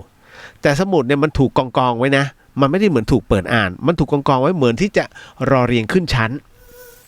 นะซึ่งพี่บรรณรักษ์เขาก็หยิบให้พอหนูได้แล้วเนี่ยหนูก็เลยรีบเดินออกมาจากด้านหลังแล้วหนูก็ยังเห็นนักศึกษาหญิงคนนั้นที่ช่องหนังสือก็เลยบอกพี่บรรณรักษ์พี่คะนั่นไงมีคนอยู่นั่นไงพี่เขาก็มองไปแต่เขาก็บอกว่าไม่เห็นมีเลยแล้วแกก็เดินไปแกก็พูดไปเรื่อยๆฮะนักศึกษาคะห้องสมุดปิดแล้วค่ะกรุณาออกห้องใน5 นาทีนะคะก็ไม่มีการตอบรับซึ่งหนูก็ไม่เห็นคนนั้นอีกแล้วพี่เลียวหลังจากออกมานอกห้องสมุดหนูก็กลับมาที่คณะนะฮะที่ใต้คณะคือเพื่อนหนูเนี่ยก็รอกันอยู่ตรงนั้น4 คนมันก็ถามว่ามึงมากับใครวะเอาป้าที่ไหนมาด้วยหนูก็งงบีบอกหนูงงมากพี่เลียวใครวะ กูก็เดินมาคนเดียวนะจากนั้นก็เลยหนูนั่งทำแล้วก็พิมพ์อ้างอิงนะฮะลงในรายงานเพื่อที่จะแล้วจากนั้นส่วนเพื่อนๆเนี่ยก็หาร้านจากแอปว่าจะกินหลังที่รายงานนั้นเสร็จสมบูรณ์ผ่านไปได้ราวๆ4 ทุ่มฮะงานเสร็จปรากฏไฟใต้ตึกดับค่ะนะฮะเราทุกคนเนี่ยก็เลยต้องออกจากตรงนั้นแล้วเพื่อนๆหนูก็เลยรีบไปขึ้นรถใครรถมันนั่นแหละก็นัดกันที่ร้านข้าวเดี๋ยวไปเจอกันแต่หนูเนี่ยเดินรั้งท้ายเพราะหอบทั้งหนังสือและเอกสารแต่มันก็ต้องหยุดกึกเลยพี่เลียวน้องเขาบอกว่าสิ่งที่เห็นนะฮะต้องหยุดกึกเพราะว่าไอ้ตรงต้นไม้ใหญ่ข้างหน้าครับคุณผู้ฟังบีบอกว่าหนูเจอผู้หญิงคนนั้นหนูเจอผู้หญิงคนนั้นเขานั่งบนกิ่งไม้พี่เลียวเขาก็บอกว่าขอหนังสือคืนบีบอกว่าตรงนั้นเนี่ยหนูก็อึ้งนะคือแล้วเขาก็ยังพูดต่อขอหนังสือคืนเสียงเย็นๆเล็กๆแต่มันกังวานในหูของหนูมากหนูพยายามมองไปหาเพื่อนๆเหมือนมันไม่มีใครสนใจหรือว่าได้ยินแล้วหนูก็ขยับขาไม่ออกจากนั้นหนูจำอะไรไม่ได้เลยพี่เลียวจนมาฟื้นในรถของปุ๋ยเพื่อนๆก็บอกเห็นหนูยืนเฉยๆแล้วก็ล้มลงพวกมันก็เลยรีบวิ่งมานะฮะแล้วก็อุ้มหนูประคองหนูเนี่ยมาในรถของปุ๋ยนะฮะพอฟื้นแล้วเนี่ยหนูก็เลยหนูก็เลยลุกไปนะฮะก็ไปเอารถนะฮะเพื่อที่จะกลับแล้วจากนั้นก็สำรวจของปรากฏว่าหนังสือที่ยืมมาจากห้องสมุดน่ะหายโอ้โหถึงตรงนั้นเครียดมากค่ะนะฮะกินอะไรไม่ลงเลยเพื่อนมันไปกินกันก็กินไม่ลงกลับไปถึงบ้านก็นอนไม่หลับฮะวันรุ่งขึ้นรีบมหาวิทยาลัยกันแต่เช้านะรอให้ห้องสมุดเปิดพอมาถึงปุ๊บนะปรากฏว่าหนูดิ่งตรงไปที่ชั้นวางของเลยชั้นวางหนังสือนะฮะเพื่อที่จะดูก่อนว่ามันมีบ้างไหมปรากฏว่ามันมีแล้วมันมีเล่มที่หนูยืมไปถามพี่บรรณรักษ์แกก็บอกว่าเอ้าก็มันวางไว้ตั้งแต่เช้าแล้วนะตรงเนี้ยหนูก็เลยเก็บเรื่องนี้ไว้ในใจมาตลอดพี่เลียวแล้วก็ได้มีโอกาสมาเล่าเรื่องนี้แหละนะฮะ นั่นก็คือเรื่องราวที่น้องบีบีเจอมาฮะคุณผู้ฟังเอาละ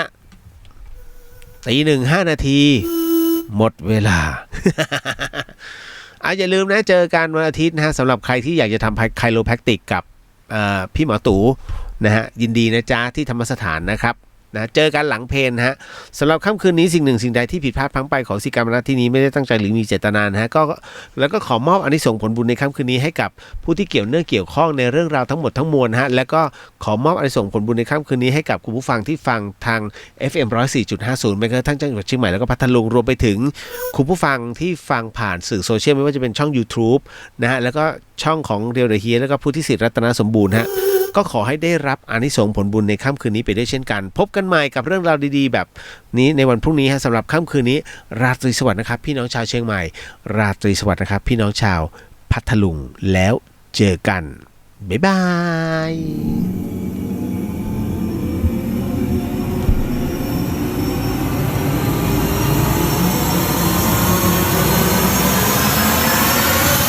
เดอะเฮียน